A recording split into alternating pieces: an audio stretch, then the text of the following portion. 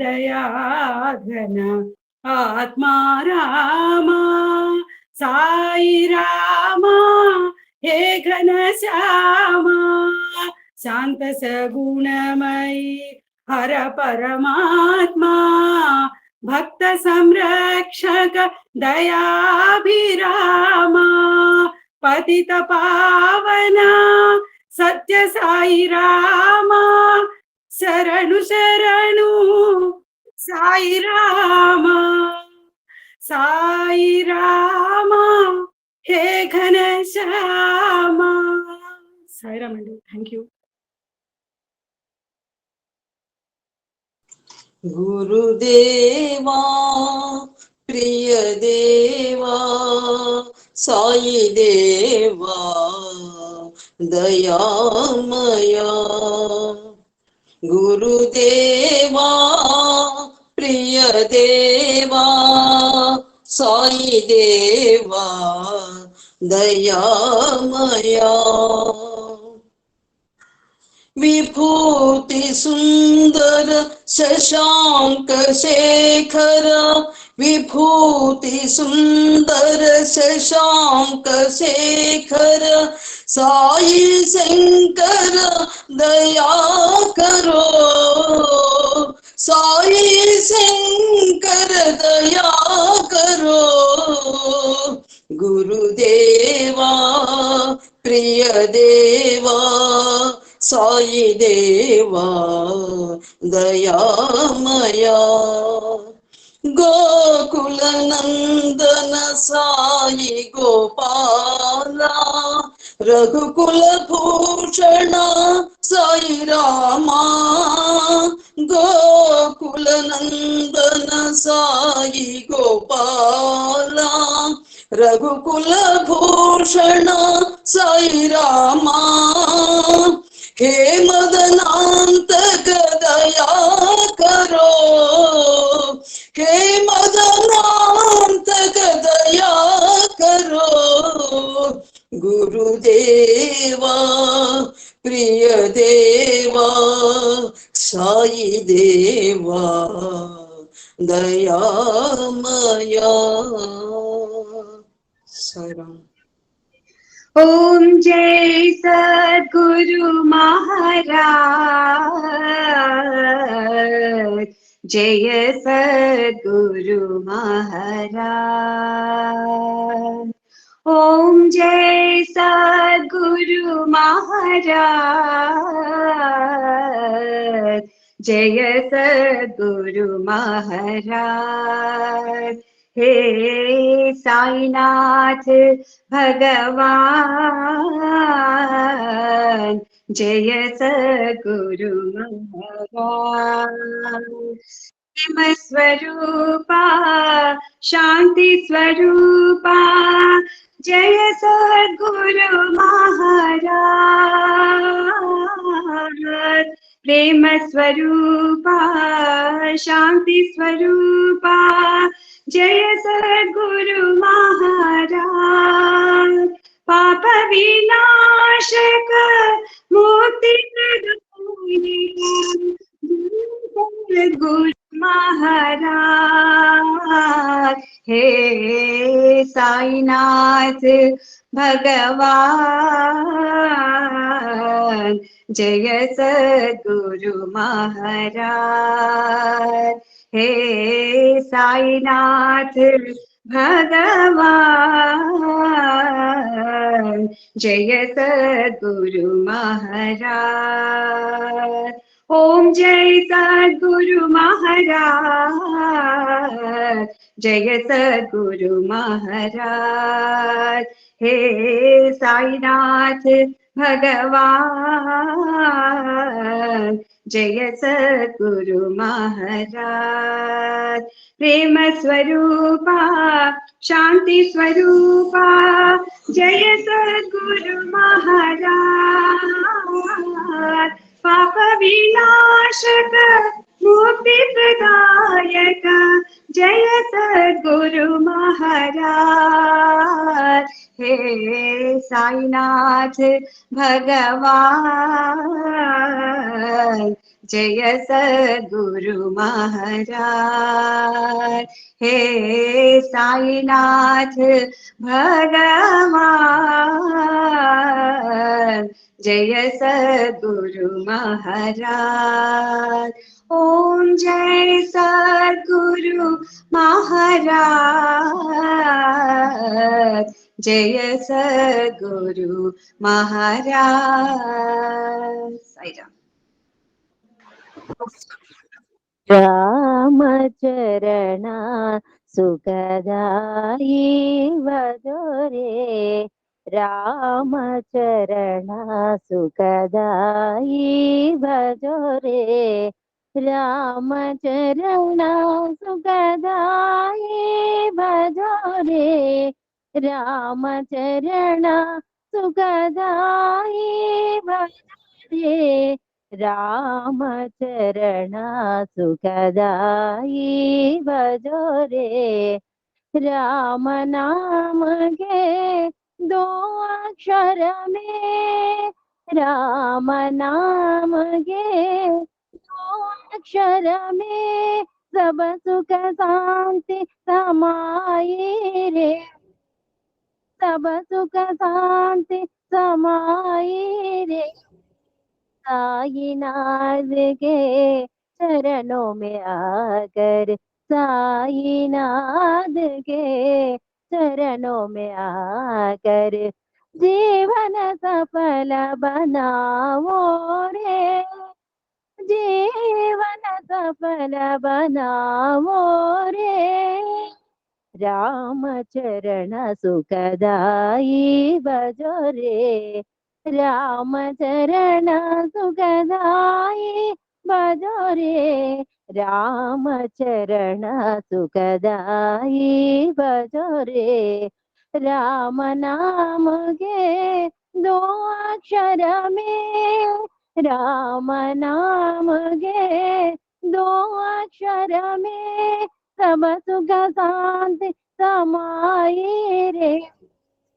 साईनाथ के चरणों में आकर, साईनाथ के चरणों में आकर जीवन सफल बनाओ रे, जीवन सफल बनाओ रे, रामचरणा सुखदायी भजोरे।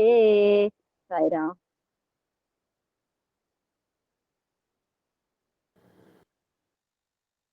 Vishnupriya from Bombay.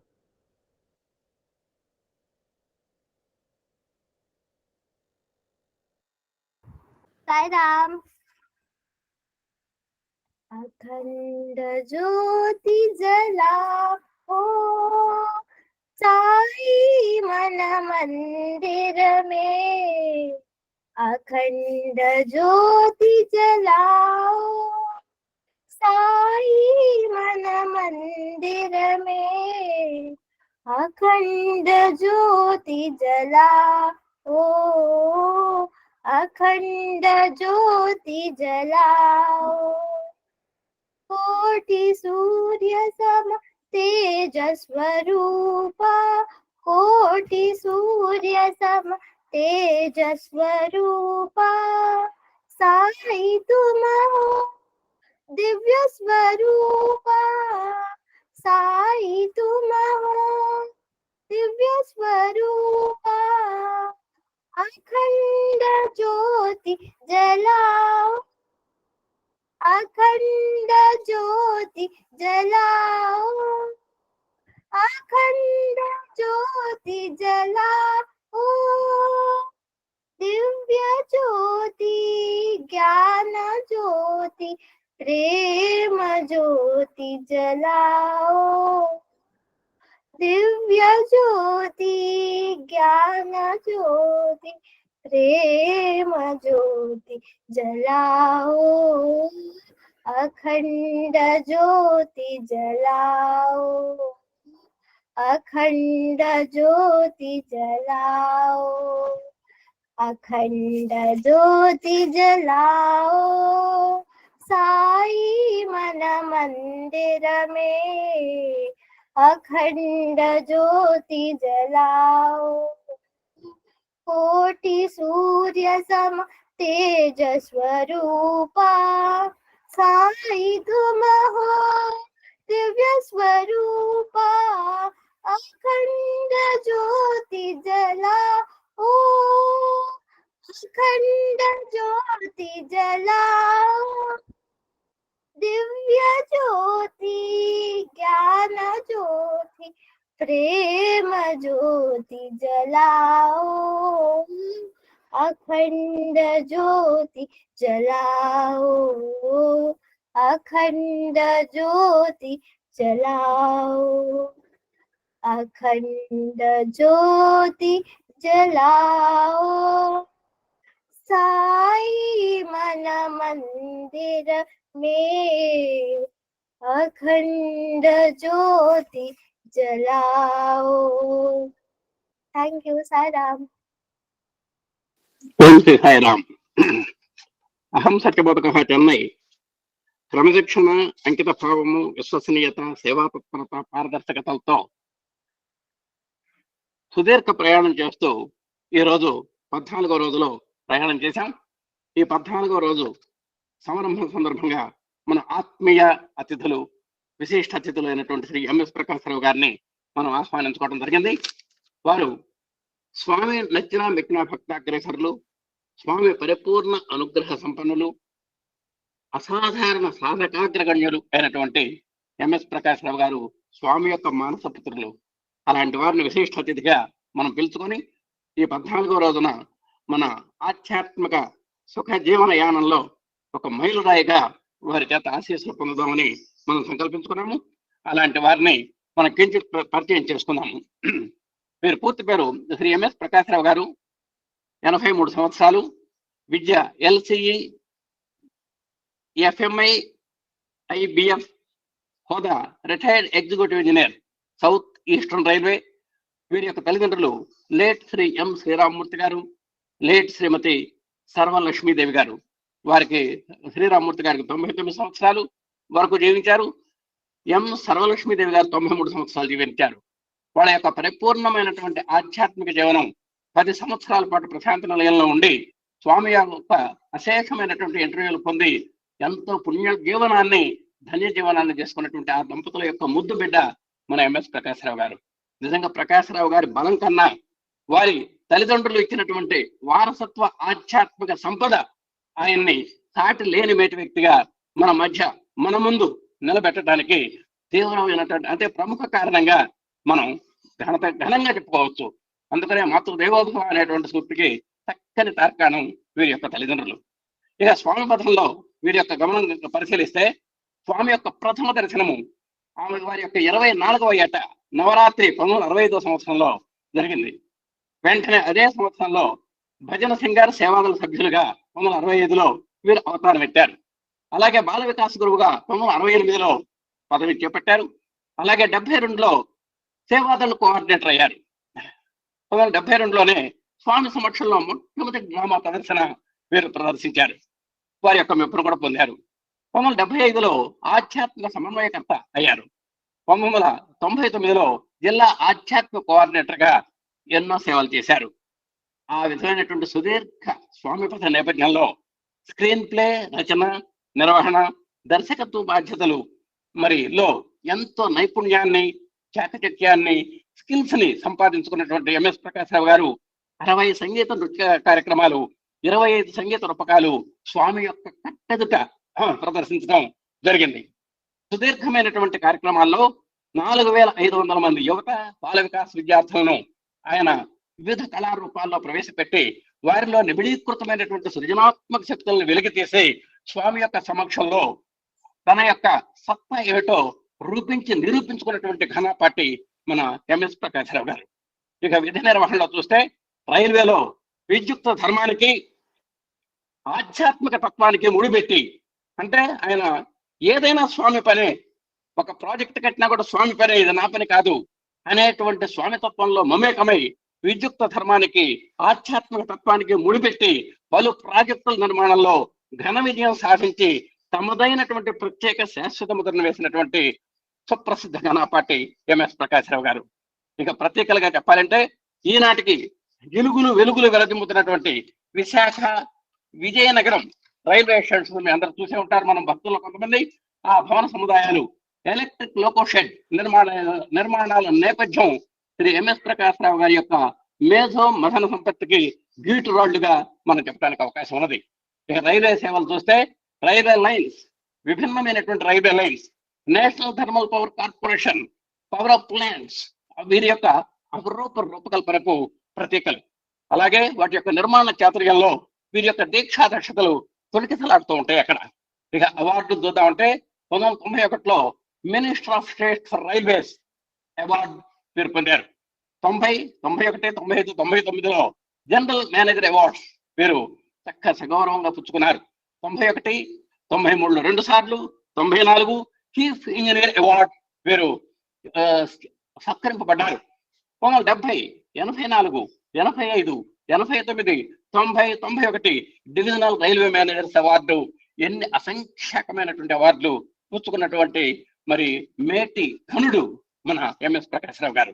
Cultural awards చూస్తే మ్యూజికల్ డ్యాన్స్ డ్రామాస్ ద్వారా మరి హ్యూమన్ వాల్యూస్ ని ప్రమోట్ చేయగలిగినటువంటి వ్యక్తి. అలాగే 50 భజన సాంగ్స్ ని గ్లోరీ ఆఫ్ సత్యసాయి అవతార్ కి మరి నిదర్శనగా వీరు ప్రదర్శన చేశారు. అలాగే 90 డివిజనల్ సాంగ్స్, 60 షార్ట్ స్టోరీస్ మరి ఆ మానవతా విలువల యొక్క పరిమళాలు గుబాళించేలాగా స్వామి యొక్క ఎట్టదిట వీరు ప్రదర్శన చేసి స్వామి చేత శభాష్ అనిపించుకున్నటువంటి మేటి భక్తాగ్రని మన ఎంఎస్ ప్రకాశ్రావు గారు. అలాగే సాంస్కృతిక ఆధ్యాత్మిక ధారావాహికలు చూసుకుంటే గంగా తరంగాలు 17 ఎపిసోడ్స్, అలాగే సద్గురు గురునానక్ కేంద్రీకరణగా అమృత రంగాలు 22, పాండురంగ కరుణా తరంగాలు, ఈ విధంగా ఎన్నో ధారావాహికలు ఆయన కలం నుంచి జాలువారి మరి ఆ ప్రేక్షకుల యొక్క విశేషమైనటువంటి ఆదరణలకు నోచుకున్నాయని చెప్పడంలో సందేహం లేదు. ఇక వీరంతటితో ఆగలేదు. ఎలాగైనా సరే 10 మందిని ప్రేరణ చేయాలి అంటే స్వామి యొక్క ఫోల్డ్లో ఎంతో మందిని మనం ప్రేరణ చేయాలి అనేటువంటి ఉద్దేశంతో వ్యక్తిత్వ వికాస పూర్తిదాయక కార్యక్రమాలు ఎన్నో చేపట్టారు.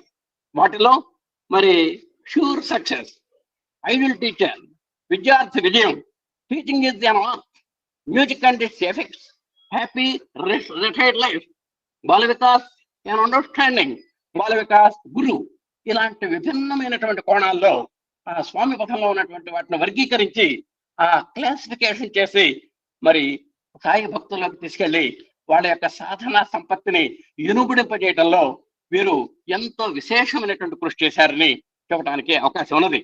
అలాగే ఎన్నో ఇంజనీరింగ్ కాలేజీలు, డిగ్రీ కాలేజు, మేనేజ్మెంట్ కాలేజీల్లో వెళ్ళి ఆ పైన ఉన్నటువంటి 8 అంశాలని ఆ విద్యార్థుల్లోనూ మరి అక్కడ ఉన్నటువంటి ఉద్యోగస్తుల్లోనూ ఎంతో ప్రేరణ చేసి వాళ్ళలో ఇన్స్పిరేషన్ తెచ్చి మన వృత్తిపరంగా ఎంత నైపుణ్యాన్ని సంపాదించాలి అనేటువంటి విభిన్నమైనటువంటి కోణంలో వారు చక్కగా చేయడం జరిగింది. ఈ విధంగా వారిని గురించి చెప్పాలంటే నిజంగా మన ఎమ్మెల్యే గారు అయితే 1 గంటన్నర సొంతంగా చెప్పచ్చు. వీటినన్నింటిని బేస్ చేసుకొని అంత సుదీర్ఘమైనటువంటి చరిత్ర కలిగినటువంటి ఎంఎస్ ప్రకాశ్రావు గారు, మేటి భక్తాగ్రణి, సాధక శిరోమణి అయినటువంటి ఎంఎస్ ప్రకాశ్రావు గారిని మన ఎమ్మెల్యే గారి దంపతుల తరఫున ఇక్కడికి వచ్చినటువంటి వారి యొక్క ఆత్మీయులు, వారి యొక్క స్నేహితులు, వారి యొక్క మంచి శిష్యులు, అలాగే మా సాయి సోదరి మండలి వీళ్ళందరి తరఫున వారిని హృదయపూర్వకంగా మరి చక్కని ఉపన్యాసం ఇవ్వాల్సిందిగా ఆహ్వానిస్తూ ఓం శ్రీ సాయిరామ్ సార్. ధన్యవాదాలు సార్.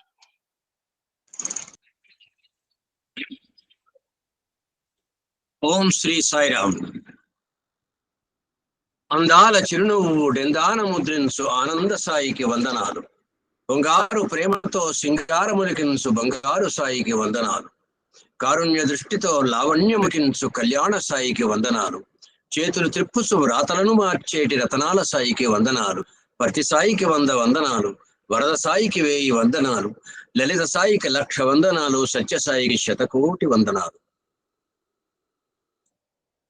ఎవని పాదము పట్టి ఎగిరి తామర చోలి ఘన విశ్వ సృష్టికి కర్త అయ్యే ఎవని పాదము పట్టి ఎద్దునెక్కడి రవుతు దేవులందున మహాదేవుడయ్యే, ఎవని పాదము పట్టి ఏటి రాయిని పట్టి ధరళిలో కలుముల తల్లి అయ్యే, ఎవని పాదము పట్టి ఇరునాలుకలవాడు పంకజాక్షునకు పర్యంకమయ్యే, అట్టి మహిత పదము అపవర్గ ఫలదమ్ము భక్త కామ్యదమ్ము పరమపదము అతి సనాతనము ఆనంద సదనము జ్ఞానవనము సత్యసాయి పదము.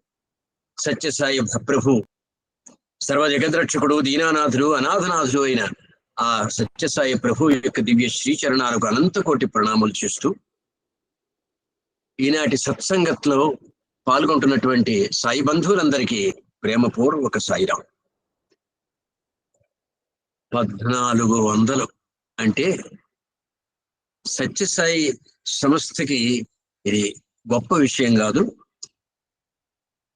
ఇది ఈ సంఖ్య కేవలము మన సత్సంగాల సంఖ్యకే పరిమితం కాకుండా ఆ సత్సంగంలో పాల్గొనేటటువంటి భక్తుల యొక్క సంఖ్య కూడా అధికంగా మారి వారు నిజమైనటువంటి సాధకులుగా స్వామి యొక్క దివ్యమైనటువంటి అనుగ్రహాసులు అఖండంగా పొందేలాగా ఇది రూపొందాలని భగవాన్ శ్రీ సత్యసాయి తన దివ్యమైనటువంటి అనుగ్రహ ఆశీస్సులు అఖండంగా కురిపించాలని వారిని ప్రార్థిస్తూ మన సత్సంగాన్ని ప్రారంభిద్దాం. పరిపూర్ణావతారి సత్యసాయి చాలా మంచి చక్కనటువంటి నామధేయం ఇచ్చారు ఈనాటి సత్సంగానికి. చాలా మంది ఒక ప్రశ్న వేస్తారు మనకి, సత్యసాయి దివ్యనామ సంకీర్తన చేస్తూ, సత్యసాయి సేవలలో పాల్గొంటూ, నామ సంకీర్తన, నగర సంకీర్తన మొదలైనటువంటి ఆధ్యాత్మిక కార్యక్రమాల్ని చేస్తూ ఎంతో భక్తి శ్రద్ధలతో స్వామిని మనం భగవంతుని కొలుస్తుంటే కొంతమంది వేస్తారు ప్రశ్న అండి, ఏమండి సత్యసాయి బాబా దేవుడా? మనిషి ఎక్కడైనా దేవుడు అవుతాడా అని ఇట్లాంటి ప్రశ్నలు వేస్తారు. దీనికి మనం గాబరపడవలసినటువంటి అవసరం ఏం లేదు. కొంతమంది పాపం భక్తులు అమాయకులు, వాళ్ళు కొంచెం ఇట్లాంటి కొంచెం బాధపడతారు. కానీ మనం బాధపడాల్సిన అవసరం లేదు. మనకు తెలుసు వారు సాక్షాత్తు సర్వేశ్వరుడు, సర్వజగద్రక్షకుడు అనేటువంటి విషయం మనకు తెలుసు. ఎట్లా తెలుసు అంటే భగవంతుడు భూమి మీద అంటే అందులోనూ మానవాకారంలో అవతరిస్తాడు. రాముడు మానవుడే కదా, కృష్ణుడు మానవుడే, బుద్ధుడు మానవుడే, జీసస్ మానవుడే, వీరే షిరిడి సాయినాథుడు మానవుడే, రాఘవేంద్ర స్వామి మానవుడే, రమణ మహర్షి మానవుడే, వీళ్ళందరూ మానవులే కదా. మానవులుగానే అవతరించారు. ఎందుకు అవతరిస్తారు అంటే ఈ ప్రపంచంలో మారణ హోమం సృష్టించాలన్నా, లోక కళ్యాణప్రదమైనటువంటి కార్యక్రమం చెయ్యాలన్నా మానవుడే చేయగలడు. అందుచేత మానవుడు అందరికీ మేలు చేకూర్చేటువంటి పనులు చేయాలి, అంతేకాని మారణహోమం సృష్టించే పనులు చేయకూడదు. ఇంచేత స్వామి చాలా మంచి మాట చెప్తారు. ఎంత చక్కటి మాట చెప్తారంటే సంటి పిల్లలకి అర్థమయ్యే రీతిగా ఉంటుంది స్వామి యొక్క బోధనలు. మనకి అర్థం కానిది ఒక్క పదం కూడా ఉండదు. కుమారు ఒక పండితుడు, ఆయన పుట్టపర్తి వెళ్ళాడు. స్వామి ఉపన్యాసం ఇస్తుంటే కూర్చుని, ఏంటి ఈయన చాలా సాధారణమైన భాషలో మాట్లాడుతున్నాడు, నాలాంటి పండితులందరం ఉంటాం కదా సభలో, మంచి చక్కటి భాషలో మాట్లాడాలి కదా అని ఆయన అనుకున్నాడు. ఆయన మనస్సులో అనుకున్నాడు. కానీ స్వామి ఉపన్యాసంలో నెక్స్ట్ సెంటెన్స్ ఏంటంటే, బంగారు నేను పేదల దేవుడిని, పేదలకు అర్థమయ్యే భాషలోనే మాట్లాడుతాను అన్నారు సర్వజ్ఞుడు భగవాన్ సత్యసాయి. ఎవరి హృదయంలో ఎక్కడ ఏ ఆలోచనలు పుట్టినా తెలుసుకోగలిగినటువంటి సర్వజ్ఞత్వం ఉన్నటువంటి దేవుడైన. అంచేత మనం మనసు ఆలోచనలే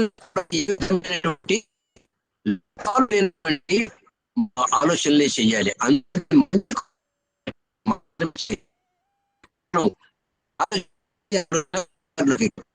ఇది జాగ్రత్తగా ఉండాలి మనం. సో వారు చాలా స్పష్టమైనటువంటి, చాలా సులభమైనటువంటి మనకి వేద విధాంగాల యొక్క సారాంశాన్ని అందించారు.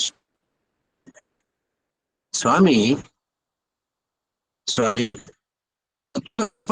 సంపాదించుకుంటే సన్నిహితంగా చేయగలుగుతాం. స్వామి అందుకోగలుగుతాం అంటే స్వామి ఒకే ప్రేమ అనేటటువంటి చేసుకోండి బంగారు, అన్ని సద్గుణాలు దాని చేరిపోతాయి. ప్రేమను మించిన దైవం చెప్పారు. వాడు ఏమిటంటే నిరంతరము ఆరాధించినటువంటి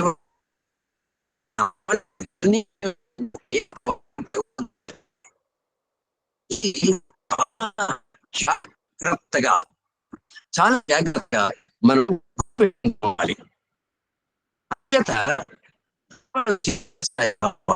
భగవంతుడా అనేదానికి మనం వాయిస్ బ్రేక్ అవుతుంది సార్.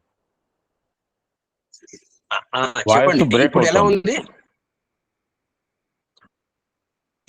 ఇప్పుడు బాగుంది. ఇందాక బ్రేక్ అయింది, ఇప్పుడు బాగుంది. అయితే అనేకమైనటువంటి అవతారాలు మనం చూసినట్టయితే ఏ అవతారం ఎత్తినప్పటికీ కూడా తాను భగవంతుణ్ణి అని అందరికీ తెలిసేటటువంటి అనుభవాల్ని అందరికీ ఇచ్చి జన్మించారు.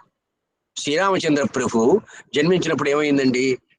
ఆ యజ్ఞగుండం నుంచి ఒక దివ్య పురుషుడు ఆవిర్భవించాడు. అద్భుతమైనటువంటి కలశంతో పాయసాన్ని తీసుకొచ్చి దశరథ మహారాజుకి ఇచ్చాడు. అప్పుడు పుట్టారు. అది సేవించిన తర్వాత ఆ ముగ్గురు రాములకి కూడా రామ లక్ష్మణ భరత శత్రుఘ్నులు పుట్టారు. అంచేత రాముడు దేవుడు అంటే నమ్ముతాం, కరెక్టే.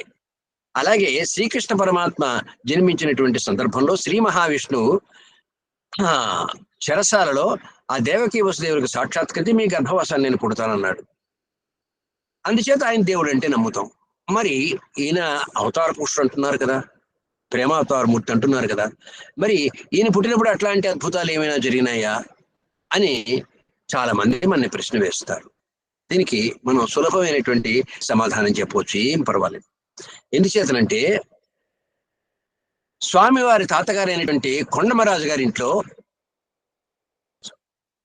ఈశ్వరమ్మ గారు గర్భిణిగా ఉన్న సమయంలో అర్ధరాత్రి వేళ మేళతాళములు, మృదంగములు వాటంతటవే గలగల మోగట మొదలుపెట్టి అది చూసి ఆశ్చర్యపోయినటువంటి కొండమరాజు గారు వెంటనే వేద పండితుల దగ్గరికి వెళ్ళారు. అయ్యా, ఇలాగా ఈ విధంగా మా ఇంట్లో మేళతాళములు, మృదంగములు వాయించకుండానే మోగుతున్నాయి, దీనికి కారణం ఏమిటి అని అడిగారు. అడిగితే, అయ్యా మీ ఇంట్లో ఎవరైనా గర్భిణీ ఉన్నారా అని అడిగారు. మా కోడలు ఈశ్వరమ్మ గర్భిణిగా ఉందండి అని. ఆమె గర్భవాసాన్న అవతార పురుషుడు జన్మిస్తాడు అని చెప్పారు. నెంబర్ 1.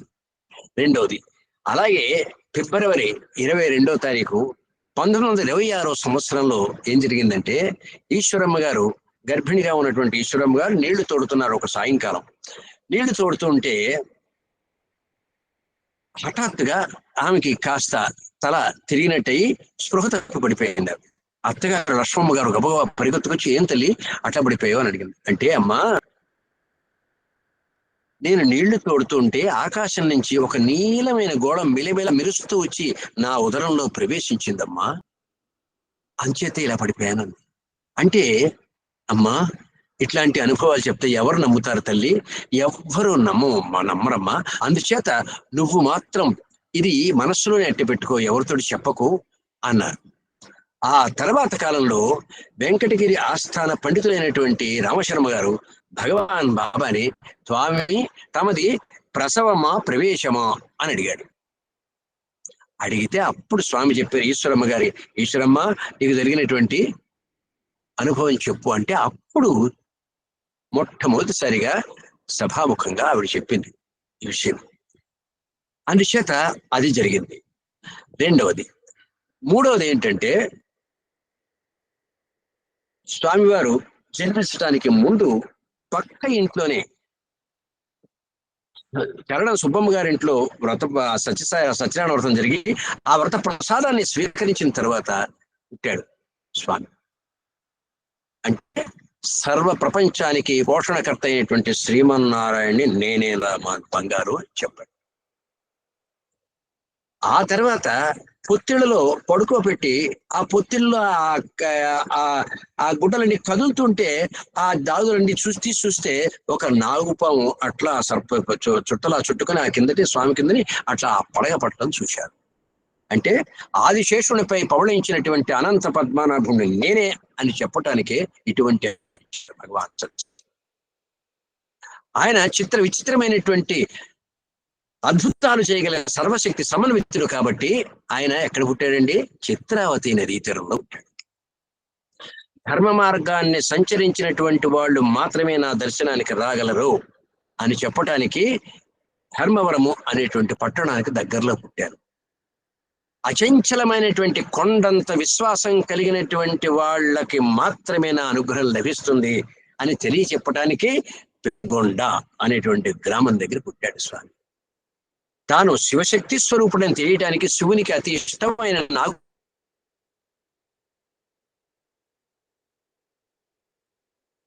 ఆలవాలమైన భక్తిలో జన్మించాడు భగవాన్. కాక తాను శివశక్తి స్వరూపం తెలియడానికి శివునికి అతి ఇష్టమైనటువంటి కార్తీక సోమవారం నాడు తెల్లవారుజామున ప్రపంచమంతా కూడా ఓం నమో భగవతే రుద్రాయ అనే వేదమంత్రములతో అమృతాభిషేకములు పరమశివుడు జరుగుతున్నటువంటి ఆ సమయంలో భగవాన్ శ్రీ సత్యసాయి జన్మించారు. ఇన్ని అద్భుతాల మధ్య భగవాన్ శ్రీ సత్యసాయి జన్మించారు.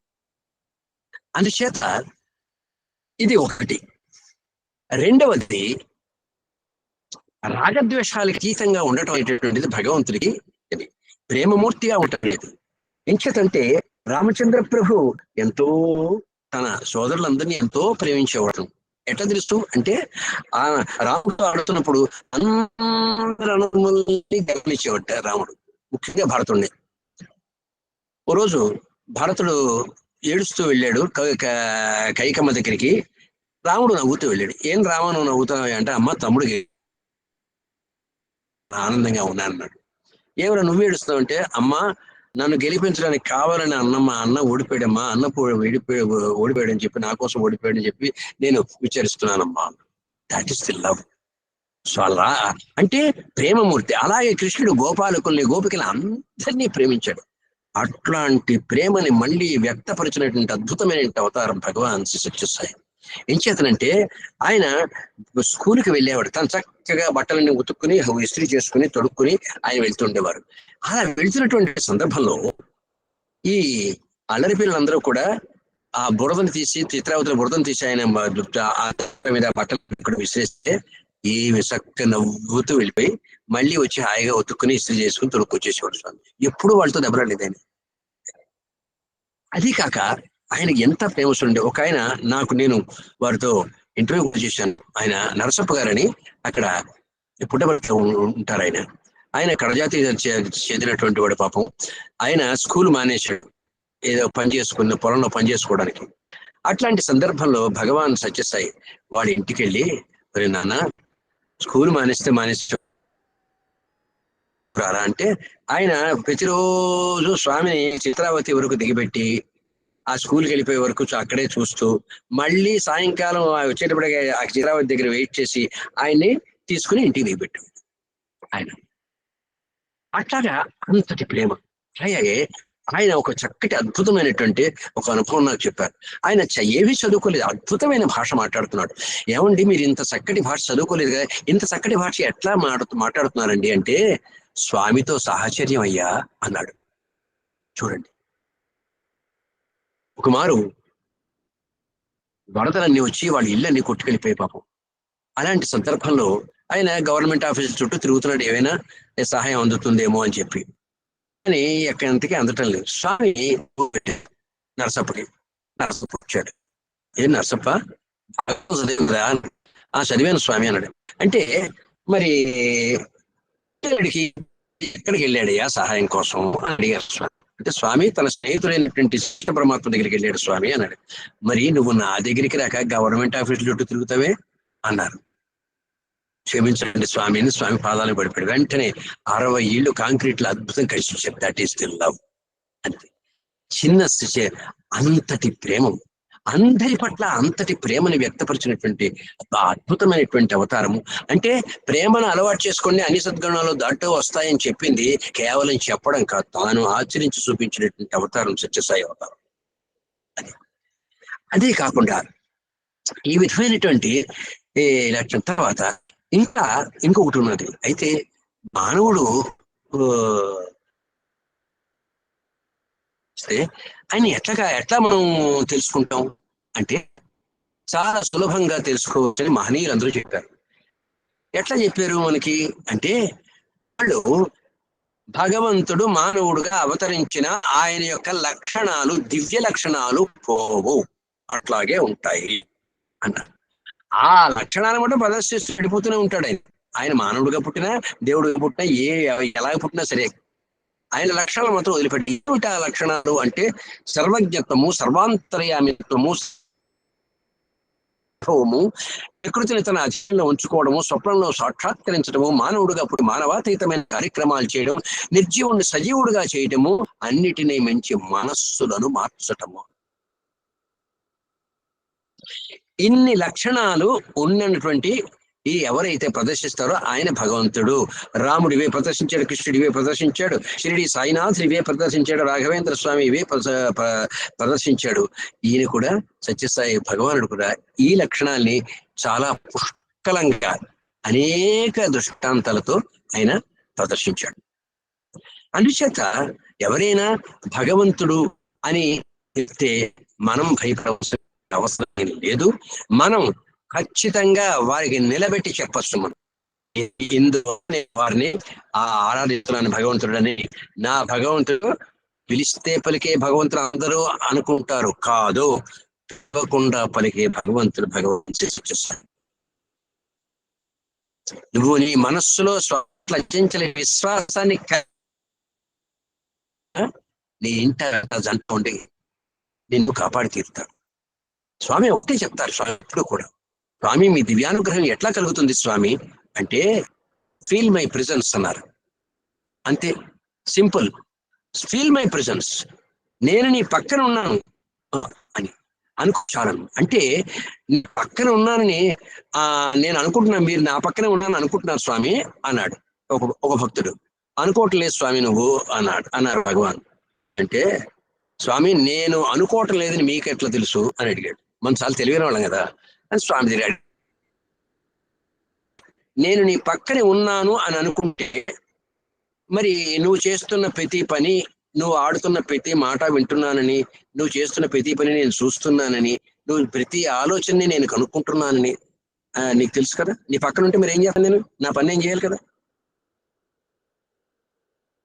అంచేత నువ్వు నేను ఎందుకన్నాను నువ్వు నేను నీ పక్కన ఉన్నావని నువ్వు అనుకోవట్లేదు ఎందుకన్నాను అంటే, నాకు నచ్చని ఎన్నో పనులు చేస్తున్నావు, నీ పక్కన ఉన్నాను అనుకుంటే ఆ పనులని చేస్తావా నువ్వు చేయటం.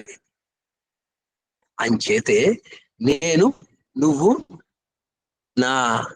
నేను నీ పక్కనే ఉన్నాను అనుకోవటం లేదు అని చెప్పి. సరే, ఈ విధంగా స్వామి అంటే అంచేత ముఖ్యంగా మనం దీని నుంచి నేర్చుకోవాల్సింది ఏంటంటే ఒకే విషయం. మనం ఎందుకు చేయగలం స్వామి దగ్గర అంటే స్వామి యొక్క దివ్యానుగ్రహం మనకు కావాలి. స్వామి యొక్క దివ్యానుగ్రహం మనకు కావాలంటే ఏం చేయాలి అంటే 3 విషయాలు. అంటే అచంచల విశ్వాసము, చింతన, ఆజ్ఞాపాలన. అచంచల విశ్వాసము, నిరంతర చింతన, ఆజ్ఞాపాలన, ఈ 3 మనకి. అచంచల విశ్వాసం అంటే ఏమిటి? ఎవరైనా సత్యదేవుడా అని ఏం చేయండి, రావణాసుర సంహార శ్రీరామచంద్ర శ్రీకృష్ణ పరమాత్మ మత్స్య కూర్మ వరాహ శివ ఉన్నటువంటి స్వామి, నా స్వామి భగవాన్ శ్రీ సత్యసాయి అనేటువంటి నమ్మకాన్ని కలిగి ఉండు. నిరంతర చింతన, హాయిగా 24 గంటలు ఎక్కడ వెళ్తున్నా చేస్తున్నా సరే హాయిగా సాయి సాయి సాయి అనే వినామస్మరణం చేస్తూ. 3వది ఏంటండి అంటే అచంచల విజ్ఞాపాలన. అంటే స్వామి ఏమి చెప్తున్నారో విని ఆచరించు. ఆయన ఏం చెప్తారో అట్లా నువ్వు ఆచరించు చాలు. ఆయన ఆశించినట్టుగా నువ్వు జీవించు, తప్పకుండా నీకు అనుగ్రహం లభిస్తుంది అని చెప్పారు. అంతటా ఈ 3 లక్షణాలని ఖచ్చితంగా మనం అలవాటు చేసుకుని తీరాలి అంటే సత్యసాయి సాహిత్యాన్ని చదవాలి, వారు అడిగిన మాటలు వినాలి, చాలా జాగ్రత్తగా ఉండి. భగవద్గీతలో ఏనాడో చెప్పాడు స్వామి. ఏం చెప్పారండి అంటే, అర్జునుడికి చెప్పాడు, అనన్య చింతయంతో మాం జైన పర్యుపాస్తే తేషాం నిత్యాభిషిక్తానాం యోగక్షేమం భావ్యం. అంటే ఎవడైతే నిరంతరము ఇతరమే ఆలోచన లేకుండా నా ఆయనదే మనస్సు లగ్నం చేసి నన్ను తలుస్తూ ఉంటాడో వాడిని నేను కాపాడుతారా బంగారు అన్నాడు. వాడి యోగక్షేమం చూసుకుంటాను అన్నాడు. అంతే కదా. ఆయన ఆ శ్రీకృష్ణుడు చెప్పారు. మరి అలా స్వామి మీరు చెప్పారా అంటే ఏమని చెప్పారండి స్వామి? ఎప్పుడు కూడా అడవిలోననున్న ఆకాశమునున్న పట్టణమునున్న పల్లెనున్న గుట్ట మీదనున్న పేటనున్న మధుని సాయిన్ను మరువడిప్పుడు. ఎవరండి మాట్లాడగలుగుతాడు? పరిపూర్ణ అవతార పురుషుడు అవన్నీ అయినటువంటి వాడే చెప్పగలడు. శ్రీకృష్ణుడు చెప్పాడు. ఆ తర్వాత భగవాన్ సత్య అడవిలోననున్న ఆకాశమునున్న పట్టణ పల్లెనున్న గుట్ట మీదనున్న మదిని సాయి నిన్ను మరువడిప్పుడు, నిన్నెప్పుడూ మర్చిపోను రా. మర్చిపోకపోతే నాకేం ఉపయోగం స్వామి, నువ్వు నాకేం చేస్తావు అది చెప్పు అన్నాడు. అంటే అప్పుడు చెప్తాడు, శ్రీ పుట్టపర్తి నిలయుడు కాపాడును నిన్ను ఇప్పుడు కరుణాకరుడై చేపట్టి నిన్ను గోచును, ఏ పట్టును విడువకుండా ఏలును నిన్ను విడిచిపెట్టకుండా రక్షిస్తాను రా అని ఎంత స్పష్టంగా చెప్పారు చూడండి భగవాన్. అంత స్పష్ట మనం కూడా అంతే స్పష్టంగా స్వామి మీరు చెప్పింది నేను ఆచరిస్తాను అని చెప్పాలి. ఆయన ఎంత స్పష్టంగా చెప్పండి, నేను కాపాడుతానని, నువ్వు ఎక్కడున్నా కాపాడుతానని చెప్పారు కదా. మరి మనం స్వామి నువ్వు చెప్పింది ఆచరిస్తానని కూడా మనం కూడా చెప్పాలి కదా. అట్లా చెప్పాలి మనం. అయితే చెప్తే ఏ విధంగా అంటే, మనం ఏం చెప్పక్కర్లేదని నోటితోటి చేసి చూపించడమే. మనం చేసి చూపించడమే, చక్కగా చేసి చూపిస్తే హాయిగా ఆయన మనకి కొంగు బంగారమై కాపాడుతాడు. ఎట్లాగా అంటే, నేను మా ఇంట్లో ఉండేది, నేను నా స్వీయ అనుభవం చెప్తాను. మా అమ్మగారు నాన్నగారు ఉండేవారు. నాన్నగారు 97-98 సంవత్సరాలు బతికారు. నాన్నగారు, అమ్మగారు 93 సంవత్సరాలు బతికారు. ఇద్దరు కూడా ప్రతిరోజు స్వామి అంటే విశ్వాసం ఉంది. తన ఇంకేంటన్నారు, స్వామి నిరంతర చింతన అన్నారు. ప్రతిరోజు 2 గంటల సేపు హాయిగా ఇద్దరు నామ సంకీర్తన చేసుకునేవారు. చేసుకుంటే స్వామి సరే మా ఇంట్లో ఉండేవారు, నేనే చూసుకునేవాడిని, మా అమ్మ నాన్నగారిని కూడాను. అయితే మరి మీ ఇంట్లో జరిగింది ఎక్కడైనా ఎవరికైనా తెలుస్తుంది, దేవుడికి మరి ఎవరికైనా తెలుస్తుందా అని అనుకుంటాను. కానీ సర్వేశ్వరుడు సర్వజగద్రక్షకుడు భగవాన్ శ్రీ సత్యసాయి ఆయన ఏప్రిల్ 31వ తారీఖున సాయంకాలం పాడమన్నారు. పాడాం. మన్నాడు ఉదయం కూడా ఏప్రిల్ 1వ తారీఖున కూడా పాడమన్నారు స్వామి. ఉదయం ఏప్రిల్ 1వ తారీఖుని 2006వ సంవత్సరంలో పాడుతున్నటువంటి సందర్భంలో 9 గంటలకు ఉదయం పాడమంటారు కాబట్టి 9 గంటలకి భజన ప్రారంభిస్తారు కాబట్టి భజన ప్రారంభించాం. 2 భజనలు వేసేవాడు స్వామి గబగబా లోపలికి వచ్చేసి బంగారు అన్నారు. అంటే నేను నా నేను పాటలు రాసిన పుస్తకం ఇచ్చాను. బంగారు రోజు నేను భజనలు వింటున్నాను కదా, ఇందులో పాటలు పాడండి, నువ్వు రాసిన పుస్తకంలో పాటలు పాడండి అన్నారు. అంటే సరే అరే పాడిన తర్వాత స్వామి పిలిచారు. బంగారు ఉన్నాయి నీకు, అందుకే నేను నవరత్నాలు సృష్టించిస్తానని నవరత్నాలు. అది కాదు ముఖ్యం ఇక్కడ. అన్నిటికంటే స్వామి చెప్పారు, నువ్వు బాగా చూసుకుంటున్నావు బంగారు, నేను చూసుకుంటాను అని ఒక కంచి పట్టు చీర మా అమ్మగారికి, ఒక జల్తారు పంచ నాన్నగారికి ఇచ్చి, ఆ ప్రసాదాలు ఫోటోలు అన్ని ఇచ్చి ఒక మాట అన్నారు, అమ్మా నాన్నకి చెప్పు బంగారు, స్వామి మర్చిపోలేదని చెప్పు, స్వామి చూసుకుంటానని చెప్పారని కూడా చెప్పు అని చెప్పారు. సరే నాన్నగారు అన్ని మర్చిపోయారు. అప్పటికి 97 సంవత్సరాలు కదా, అన్ని మర్చిపోయారు. మర్చిపోతే నేను వచ్చి, నాన్నగారు మీకు స్వామి ఇట్లా ప్రసాదం ఇచ్చారని చెప్పిస్తే అది కళ్ళకద్దుకుని ఒక మాట అన్నారు, భగవంతుడు ఒక్కడే నేను గుర్తుపెట్టుకుంటాడు రా, ఇంకెవ్వరూ గుర్తుపెట్టుకోడు. ఆయన సాక్షాత్తు సర్వేశ్వరుడు సర్వజగద్రక్షకుడు సత్యసాయి భగవానుడు. ఆయన పాదాలని జీవితంలో ఎప్పుడూ వదిలిపెట్టకు అని నాన్నగా ఇది ఒక్కటే నేను చెప్పదలిసింది నీకు అన్నారు. అని హాయిగా చివరి రోజుని చక్కగా పూజ చేసుకుని వచ్చారు, కూర్చున్నారు. కూర్చుని నన్ను బాగా చూసుకున్నావు, థ్యాంక్ యూ వెరీ మచ్ అన్నారు. బాబా వదిలిపెట్టకు నాయన అని చెప్పేశారు. తర్వాత ఇంక నన్ను డిస్టర్బ్ చేయకన్నారు. సాయీశ్వరాయ విద్మహే సదేవాయ ధీమహి అని 9:15 మొదలు పెట్టారు. అలా సాయి గాయత్రి చేసుకుంటూ 10:15కి స్వామిలో అయిపోయినారు. ఇంత దివ్యమైనటువంటి అనాయాసమైనటువంటి మరణాన్ని నేను ఎవరికి చూడలేదు. అది అంటే స్వామి నేను నమ్ముకుంటే 20 అచంచల విశ్వాసంతో నమ్ముకుంటే ఎట్లాంటి అనుభవం. ఏం చెప్తారు స్వామి? చెప్పారే కదా స్వామి, అనాయాస మరణం, దైన్యం లేని జీవితం ఇస్తాను బంగారు అన్నారు. మా అమ్మగారు ఆఖరి రోజున అందరూ బంధువులు, మా సిస్టర్స్ అందరూ వస్తే అందరినీ ఇంట్లో కూర్చోబెట్టి నాతో మాటలు మాట్లాడకండి, భగవన్ నామ సంకీర్తనం చేసుకుంటాం రండి అని 12:30కి మధ్యాహ్నం చక్కగా హార్మోని పెట్టి పాడుకుంటూ సాయంత్రం 6:30 వరకు పాడుకుంటూ సాయంత్రం 6:30కి నేను స్వామికి ఇష్టమైన పాట పాడతాను రా అని చెప్పేసి మధువన సంచారి శ్యామమురారి పాట పాడుతూ స్వామిలో ఐక్యమైపోయినారు. ఇంతటి అద్భుతమైనటువంటి నా తల్లిదండ్రులకే చూశాను సార్. అంటే సత్యసాయి భగవంతుడు ఎంతటి దయామయుడో, ఎంతటి కరుణతో, ఎంతటి ప్రేమతో తన భక్తుల్ని ఆదుకుంటాడో ఇది పెద్ద అద్భుతమైనటువంటి ఎగ్జాంపుల్. ఇది అంచేత స్వామి ఎప్పుడూ కూడా మన ఇంట వంట జంట ఉండాలి అనుకుంటే ఏమి సాయి సాయి సాయి అనేది వినామస్మరణం చేసుకోవటం, వారిని నిరంతరము కూడా వాళ్ళని తలుచుకుంటున్నాం. వాడు సర్వేశ్వరుడు సర్వ జగద్రక్షకుడనేటటువంటి మాట మర్చిపోకుండా 10 మందికి చెప్పండి. ఎవరైనా కష్టాల్లో ఉంటారు వాళ్ళ దగ్గరికి వెళ్ళి చెప్పండి, స్వామి భగవంతుడు ఆయన నమ్ముకోండి అని, తప్పకుండా జరుగు తీరుతుంది. అంచేత అంటే విశ్వాసం కలిగినటువంటి వాడిని ఆదుకునేటటువంటి భగవంతుడు భగవాన్ శ్రీ సత్యసాయి. ఎప్పుడో గజేంద్రుడిని రక్షించాడు, ప్రహ్లాదుని రక్షించాడు అని విన్నాం, కానీ ఇప్పుడు మనం రక్షించడం లేదా? ఇప్పుడు అదే రీతిగా రక్షిస్తున్నాడు కదా స్వామి అన్నాడు. నామ సంకీర్తన చేసినటువంటి వాళ్ళని ఎంత అద్భుతంగా రక్షిస్తాడంది. ఒకమారు భగవాన్ శ్రీ సత్యసాయి అన్నామలై వెళ్ళారు.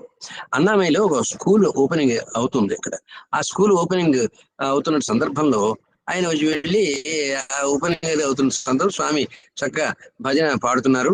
ఒక పూజారి తన కొడుకునేమో ఒళ్ళో కూర్చోబెట్టుకుని అక్కడ చూస్తుంటే ఈ పిల్లాడు కాళ్ళు లేవు, నడవటానికి కళ్ళు కనిపించవు. మరి అయితే స్వామి పాట విన్నాడు, మా ఇలా ఉత్సాహంగా ఎగురుతా తండ్రి ఒళ్ళో తప్పట్లు కొట్టుకుంటూ పాడుతున్నాడు వెనకాతల. అంటే స్వామి అలా పాడుతుంటే వాడికి ఆ నామ సంకీర్తన చేస్తుంటే వాడికి కళ్ళు వచ్చేసాయి. స్వామి కిందకి దిగి వచ్చి ఆ విభూతి సృష్టించి వాడికి కాళ్ళకి రాశారు, నడకొచ్చేసాడు. ఎవరు చేయగలరండి ఇది? కేవలము సర్వేశ్వరుడైనటువంటి భగవంతుడు మాత్రమే చేయగలడు. ఆయన అంతటి ఆర్తి ఆ పిల్లవాడు మనస్సులో ఎంతటి మరి భక్తితో, ఎంతటి నమ్మకంతో ఏమి కాళ్ళు లేనటువంటి పిల్లవాడు హాయిగా నామ సంకీర్తన చేస్తుంటే వాడిని కరుణించాడా లేదా? దీని నుంచి మనం ఏం తీసుకోవాలి? అట్లాంటి ఆ పిల్లల లాంటి ఇన్నోసెన్స్ ఉండాలి మనకి. ఆ పిల్లవాళ్ళంటే అమాయకత ఉండాలి, అమాయకమైన భక్తి. ఎవరి గురించి ఎప్పుడు ఏ సత్యసాయి భక్తులు కూడా ఎవరి గురించి వాళ్ళ గురించి చెడు ఆలోచించవద్దు. మనం చెడు ఆలోచించవద్దు, చెడు మాట్లాడవద్దు, చెడు చెయ్యవద్దు అనేది. మనం మంచినే చేద్దాం, అందరి గురించి మంచిగానే మాట్లాడుకుందాం. మన దగ్గరికి వచ్చినా రాకపోయినా మన సహాయం చేయగలిగినటువంటి వాళ్ళకి మనం చేద్దాం. ఎందుచేతంటే స్వామి చెప్తారు, ఇతరులకి మీరు సేవ చేయటం వల్ల ఏమిటి? సేవ అంటే ఏంటి అంటే ఆయన అన్నారు ఏంటంటే, గుర్తింపు కాంక్షించినటువంటిది, ప్రతిఫలం ఆశించినటువంటిది, ఇతరులకు సేవ చేసేది, అదే సేవ అన్నారు స్వామి. సేవ అంటే అది గుర్తింపు కాంక్షించకూడదు. ఇది చేస్తే నాకు ఎంత పేరు వస్తుంది అని రాసుకోకూడదు. ప్రతిఫలం ఆశించకూడదు. చేయకుండా ఇతరులకి మేలు చేసే పని చెయ్యండి, అదే సేవ. ఎవరికి చేయండి, ఏం చేయండి, ఇది అని చెప్తారు స్వామి ఇప్పుడు కూడా. అంటే ఇట్లాగా మనం సేవ అనేటటువంటిది చెప్పండి. మనం అనేకమైనటువంటి కష్టాలు వస్తుంటే మనకి వచ్చినప్పుడు ఏం చేస్తుంటే మనం కొంచెం అప్పుడప్పుడు మన నమ్మకం సడలిపోతూ ఉంటుంది. సడలిపోతున్నప్పుడు ఒకటి చెప్పారు స్వామి ఇప్పుడు కూడా ఏంటంటే, బంగారు నాకు స్వామి నమ్ముకున్నారు, నాకు ఇంటికి కష్టాలు వచ్చాయి అని ఒక చిన్న అనుమానం వస్తుంటుంది మనకి. ఏమండి, ఎందుకు కష్టాలు వస్తాయి అంటే స్వామి చెప్తారు, అవని చల్లినది ఎదియో అది పండు అన్నారు. అంటే నువ్వు ఏ విత్తనాలు నాటుకు వచ్చి చల్లుకుని వస్తాయో అట్లాంటి పంటే పండుతుంది కదా బంగారు అన్నారు. కారణంబు లేకేలా కలుగు భక్తి అంచేతి వాడు నీకు భక్తి ఎందుకు కలిగింది? ఈ కష్టాల్లో ఉన్నావు కాబట్టి నీకు భక్తి కలిగింది. చెడ్డకు చెడ్డ మంచికి మంచి తప్పకుండా జరిగి తీరుతుంది. దీని తప్పింప ఎవ్వరి తరము కాదు అన్నారు. దీన్ని తప్పించడానికి ఎవరి తరము కాదు సుమా అన్నారు. అంటే కష్టం రాగానే అయ్యో నాకెందుకు స్వామి తప్పించలేదు అని అనుకుంటారు. తప్పించడం కాదురా ఆయన, స్వామి చెప్పింది కరెక్ట్ గా అర్థం చేసుకోండిరా బాబు అన్నాడు. అంటే ఏంటి, ఏం చెప్పారు స్వామి అంటే, బంగారు నీ స్వామిని అడిగారు, స్వామి మీరు మీ భక్తులకి ఇచ్చే గొప్ప వరం ఏమిటి స్వామి అంటే, అప్పుడు చెప్తున్నారు స్వామి, బంగారు నా భక్తులకి నేను ఇచ్చే గొప్ప వరము వాళ్ళ కష్టాలని కన్నీళ్ళని భరించే శక్తి ఇస్తాను బంగారు. వాళ్ళ కష్టాలని కన్నీళ్ళని భరించే శక్తి ఇస్తాను అన్నారు.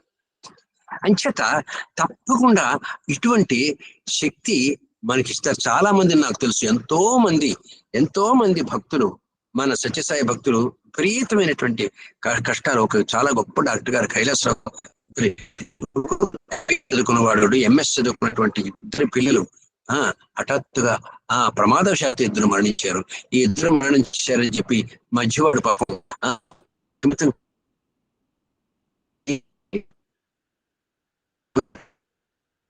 అనుభవం అయిపోయిందండి. ఒకటే అన్నారు, కర్మానుభవం అయిపోయిందండి అని చక్కగా పుట్టపర్తి వెళ్ళిపోయి ఆ హాస్పిటల్లో ఆయన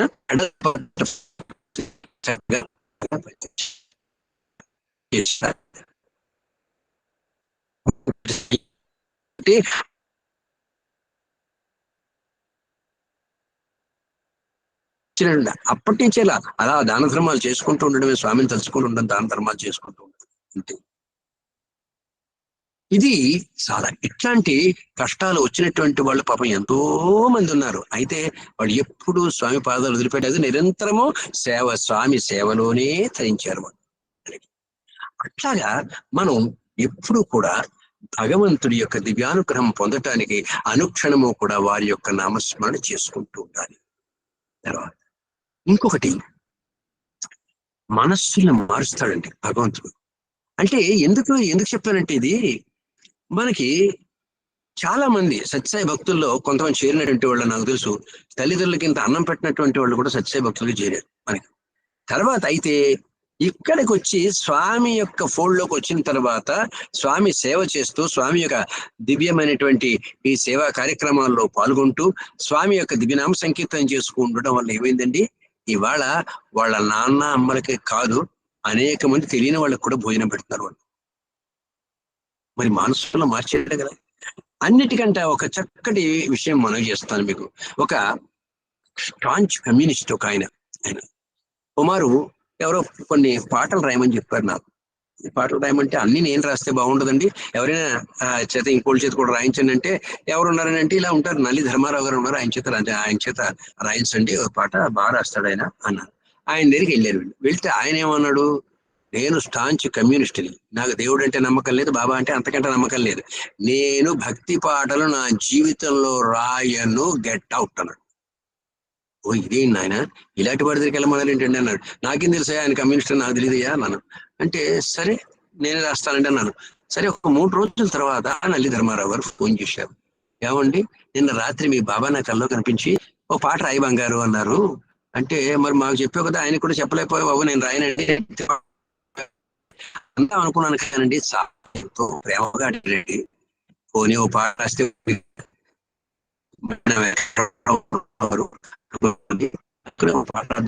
గురించి నాకేం తెలియదు కదా, నాకేమో బట్టి తపోవనం పుస్తకం పంపించాం, తపోవనం చదివి ఆయన రాస్తాడండి.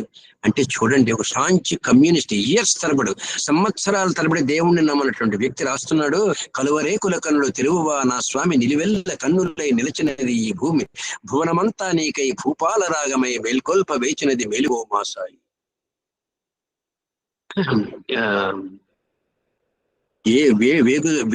వేచి ఉన్నది స్వామి వేగు చుక్క నింగి తొలి దర్శనము చేసి మరలిపోదామని, వేచి ఉన్నాడదిగో కడలిలో భానుడు తొలి చూపుతో నీవు అనుమతిస్తావని, కలువరేకుల కన్నులు తెరువువా నా స్వామి, నిలువెల్ల కన్నులై నిలిచినది ఈ భూమి, భువనమంతా నీకై భూపాల రాగమై మేల్కొల్ప వేచినది మేలుకో మా సాయి. అలాగే ప్రతి జీవి ఈశ్వరమైనది, ప్రతిమది చిత్రావతి అయినది, సర్వమెరిగిన ఓ సర్వాంతర్యామి, నిన్ను మేలుకొల్పాలని ప్రేమతో వేచినది, కనువరేకుల కనులు తెరువువా నా స్వామి, నిలువెల్ల కన్నులై నిలిచినది ఈ భూమి, భువనమంతా నీకై భూపాల రాగమే మేల్కొల్ప వేచినది, మేలుకో మా స్వామి. తర్వాత యుగధర్మ పాలనకు భూమిని అవతరించిన సర్వమతములకే సారథై నిలిచిన సత్యసాయి, నీ సందర్శనానికి అల్లదిగో దేవతలు నిలిచి నీ రంగిని, నీ దర్శనం కోసం దేవతలందరూ ఆకాశంలో నిలబడ్డారయా అని ఒక కమ్యూనిస్ట్ రాశాడండి. అదండి గొప్ప మనస్సుని మార్చేడా లేదా. సరే, ఆయన రాశాడు, విన్నాడు, బాగున్నా, చాలా బాగా రాశారండి పాట, నేను రాయలేదండి, బాబా రాయించారండి నా చేత పాట అన్నాడు. అన్న తర్వాత నేను నాతో పుట్టపతి రావయ్యా అంటే వచ్చాడు. పాపం ఆయన నా పక్కనే కూర్చున్నాడు. స్వామి వచ్చారు, బ్లెస్ చేశారు, చిరునవ్వున పేరు అది ఇచ్చారు. వచ్చిన తర్వాత అంటే మా బాబా ఎలా ఉన్నారంటే, మీ బాబా కదండి మన దేవుడు అండి అన్నాడు. ఇంత స్థాంచి కమ్యూనిస్ట్ ఏమన్నాడండి, మన దేవుడు అండి అన్నాడు. ఎట్లా మారిపోయినాడండి. ఇయర్స్ తరబడి, సంవత్సరాల తరబడి కమ్యూనిస్ట్ గా ఉండి దేవుడు అన్న మన వ్యక్తి మారేడా లేదా. అది సత్యసాయి భగవానుడు అంటే అటువంటి ఆ దివ్య అవతార పురుషుడు కాబట్టే మార్చగలిగాడు. లేకపోతే ఎవడు మార్చగలడండి అలాంటి వాళ్ళని. అందుచేత ఇది స్వామి ఇలాంటివి అనేకమైనటువంటి లక్షణాలని, దివ్య లక్షణాలని అనేక మాటలు ప్రదర్శించి, ఎన్నో మాటలు ప్రదర్శించారు భగవాన్ శ్రీ సత్యసాయి. మనం అడగక్కర్లేదండి, అడగకపోయినా సరే మాకు ఏం చేశారండి అంటే, భగవంతుడు ఎప్పుడు కూడా నేను చేశానని స్టాంప్ వేస్తూ ఉంటాడు మనకి. మీరు ఎప్పుడైనా ఏదైనా మీకు ఏం జరిగింది అనుకోండి, వెంటనే స్వామి ఆదుకున్న అనుకుంటూ ఉంటారు. అయినప్పటికీ అక్కడ ఏం చేస్తారు, సత్యసాయి అని స్టాంప్ వేస్తాడు స్వామి. అట్లాంటి అనుభవం మీకు ఇస్తాడు. నాకు జరిగిన అనుభవం చెప్తాను. నేను చెప్పాను, ఓ ప్రాజెక్ట్ లో నేను 93 బ్రిడ్జిలు 9 నెలల్లో కట్టాల్సినటువంటి అవసరం ఏర్పడింది. అప్పుడు అహోరాత్రాలు భోజనం లేదు, ఏం లేదు. వారం రోజులు కూరలు పళ్ళు ఏవో అడవిలో దొరికినవి ఏవో తినడం, వారానికి ఒకమారు భోజనం చేయడం, రోజుకి 16 గంటలు పనిచేయడం. అట్లాగా చేసిన తర్వాత అయిపోయింది, ప్రాజెక్ట్ అయిపోయింది. అయిపోయిన తర్వాత commissioner for railway safety, general manager వాళ్ళందరూ కూడా ఇన్స్పెక్షన్కి వచ్చారు. అయిపోయిన తర్వాత ట్రైన్స్ రన్ అవుతాయి. సేఫ్టీగా చాలా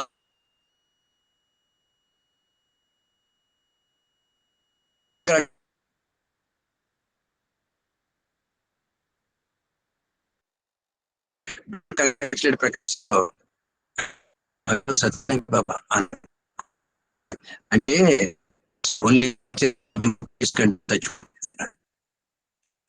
అక్కడ ఎమర్జెన్సీ ఉండక్కర్లేదు. ఎవడున్నా సత్య డివోటీ ఉంటుంటే 9 నెలలు కంప్లీట్ అయ్యేది. అది ఇది నేను చేశాను అనుకో, మనం చేయలేదు. మనం చేసేది ఏముంది, ఆయన చేయాలి. ఆయన చేశాడు, అయిందా లేదా అంతే. స్వామి అట్లాగా తన స్టాంప్ వేస్తాడు. ఎవడు నేను రా బాబు, నువ్వు పోగిపోకు, నువ్వు 9 అనుకోండి అంచేత అది మనకిస్తాడు. కాబట్టి మనం ఇది ఎప్పుడూ కూడా భగవంతుడు ఇట్లాంటి అనుభవాలు ఇస్తారు. అంచేత మనం చాలా జాగ్రత్తగా సత్యసాయి భక్తులంటే సత్యసాయి భక్తుల్లా మాట్లాడదాం, సత్యసాయి భక్తులలా మనం ఆలోచిద్దాం, సత్యసాయి భక్తుల్లా మన పని మనం చేద్దాం. ఎక్కడ స్టాంప్ వేయాలి అంతే, మనం స్టాంప్ వేయాలంతే. మనం ఎప్పుడూ కూడా ఏనాడో కూడా నేను చేశాను అని ఎప్పుడూ అనుకోవద్దు. మనం చెయ్యదు. మన మాట్లాడిస్తున్నవాడు, మనకి నా చేత చేయిస్తున్నటువంటి వాడు, మనని నడిపిస్తున్నటువంటి వాడు భగవాన్ సత్యసాయి బాబావే. వారు ఎప్పుడైతే సాయి సాయి సాయి అనే వారి దివ్య నామస్మరణం చేసుకుంటున్నామో తప్పకుండా he will take care of everything. ఆయనే అన్ని చేస్తాడు, చేసి తీరుతాడు. ఇది మనం చాలా జాగ్రత్తగా అట్టి పెట్టుకోవాలి. సత్యసాయి భక్తులుగా మనం జీవిస్తాం. లెటస్ సెట్ ఒక చిన్న ప్రశ్న వేసుకుంటాం అక్కడ. ఏ చేతనంటే చాలా చిన్న చిన్న విషయాల దగ్గర నుంచి కూడా మనం ఎప్పుడు ఎవరిని అంటారు. స్వామి చెప్పారు, ఇప్పుడు కూడా ఒక వ్యక్తి ఎవరైనా కానివ్వండి, మనం ఇప్పుడు తెలుసుకుందాం. ఇప్పుడు స్వామి గురించి ఏదో ఆయన అనేకమైన ఆయన ఎందుకు భగవంతులో చెప్పుకుంటున్నాం, ఆయన తలకు లక్షణాల గురించి చెప్పుకుంటున్నాం, అన్ని మనం చెప్పుకోవడానికి సమయం లేదు. కాబట్టి ఇందులోని ఆయన ఏం చేశారు, my life is my message, నా జీవితమే నా సందేశం అన్నారు. ఎంచేత ఆయన ఎప్పుడు కూడా తన కోసం ఏది చేసుకోవాలి. చాలా బాధ అనిపించేటువంటి ఒక మాట అన్నారండి, నిజంగా కళ్ళ నీళ్ళు వచ్చేసి. బాబా అది బంగారు కుమారు నేను నా కోసం నేను ఏం చేసుకున్నాను, నేను ఏం చేసుకోలేదు కదా, ఇదిగో ఈ బట్టలు కూడా మెరిచినావు కదా బంగారు అన్నారు స్వామి. ఇవన్నీ కూడా భక్తులు ఇచ్చిన బట్టలే బంగారు, కాటన్ బట్టలు ఇవే, సిల్క్ బట్టలు ఏం కావు అన్నారు స్వామి. నాకు ఇచ్చి నేను తొడుక్కుంటున్న ప్రతి అంగీ కూడా భక్తులు ఇచ్చిందే బంగారు, నేను కుట్టించుకున్నావు కావన్నారు. ఎంతటి దయామేడు అండి, చూసుకోండి. ఆయన తన కోసం ఏమీ చేసుకోలేదు. he has not done everything for him.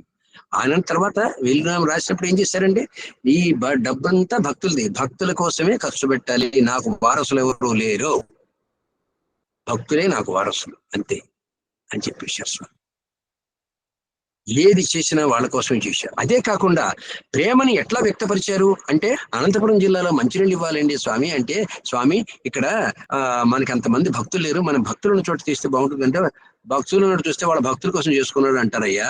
ఏ భక్తులు మన భక్తి ఎక్కడ మన కోసం ఏం చేసినా చెయ్యకపోయినా సాయిరా మనం అవ్వకపోయినా పర్లేదు, వాళ్ళకి ఇచ్చే మంచినీళ్ళు అన్నారు. అలాగనుకున్నది మొట్టమొదటి 500-600 గ్రామాలు అనుకున్నది 800 గ్రామాల వరకు వెళ్ళిపోయింది. అలాగే ఇచ్చారా లేదా అనేది ఎవరు అడగలేదు. మద్రాసు ఖుష్వంత్ సింగ్ అనేటటువంటి ఒక రచయిత కుమారు చాలా మంచి వాక్యం రాశాడండి. అది ఒక డక్కన్ క్రానికల్ అనేటటువంటి ఒక పత్రికలో ఒక చిన్న వ్యాసం రాశాడని. ఖుష్వంత్ సింగ్ మహానాస్తికుడు, దేవుడు అంటే నమ్మకం లేనివాడు. I don't believe in God or godly persons, అది మొట్టమొదట అలా రాశాడు.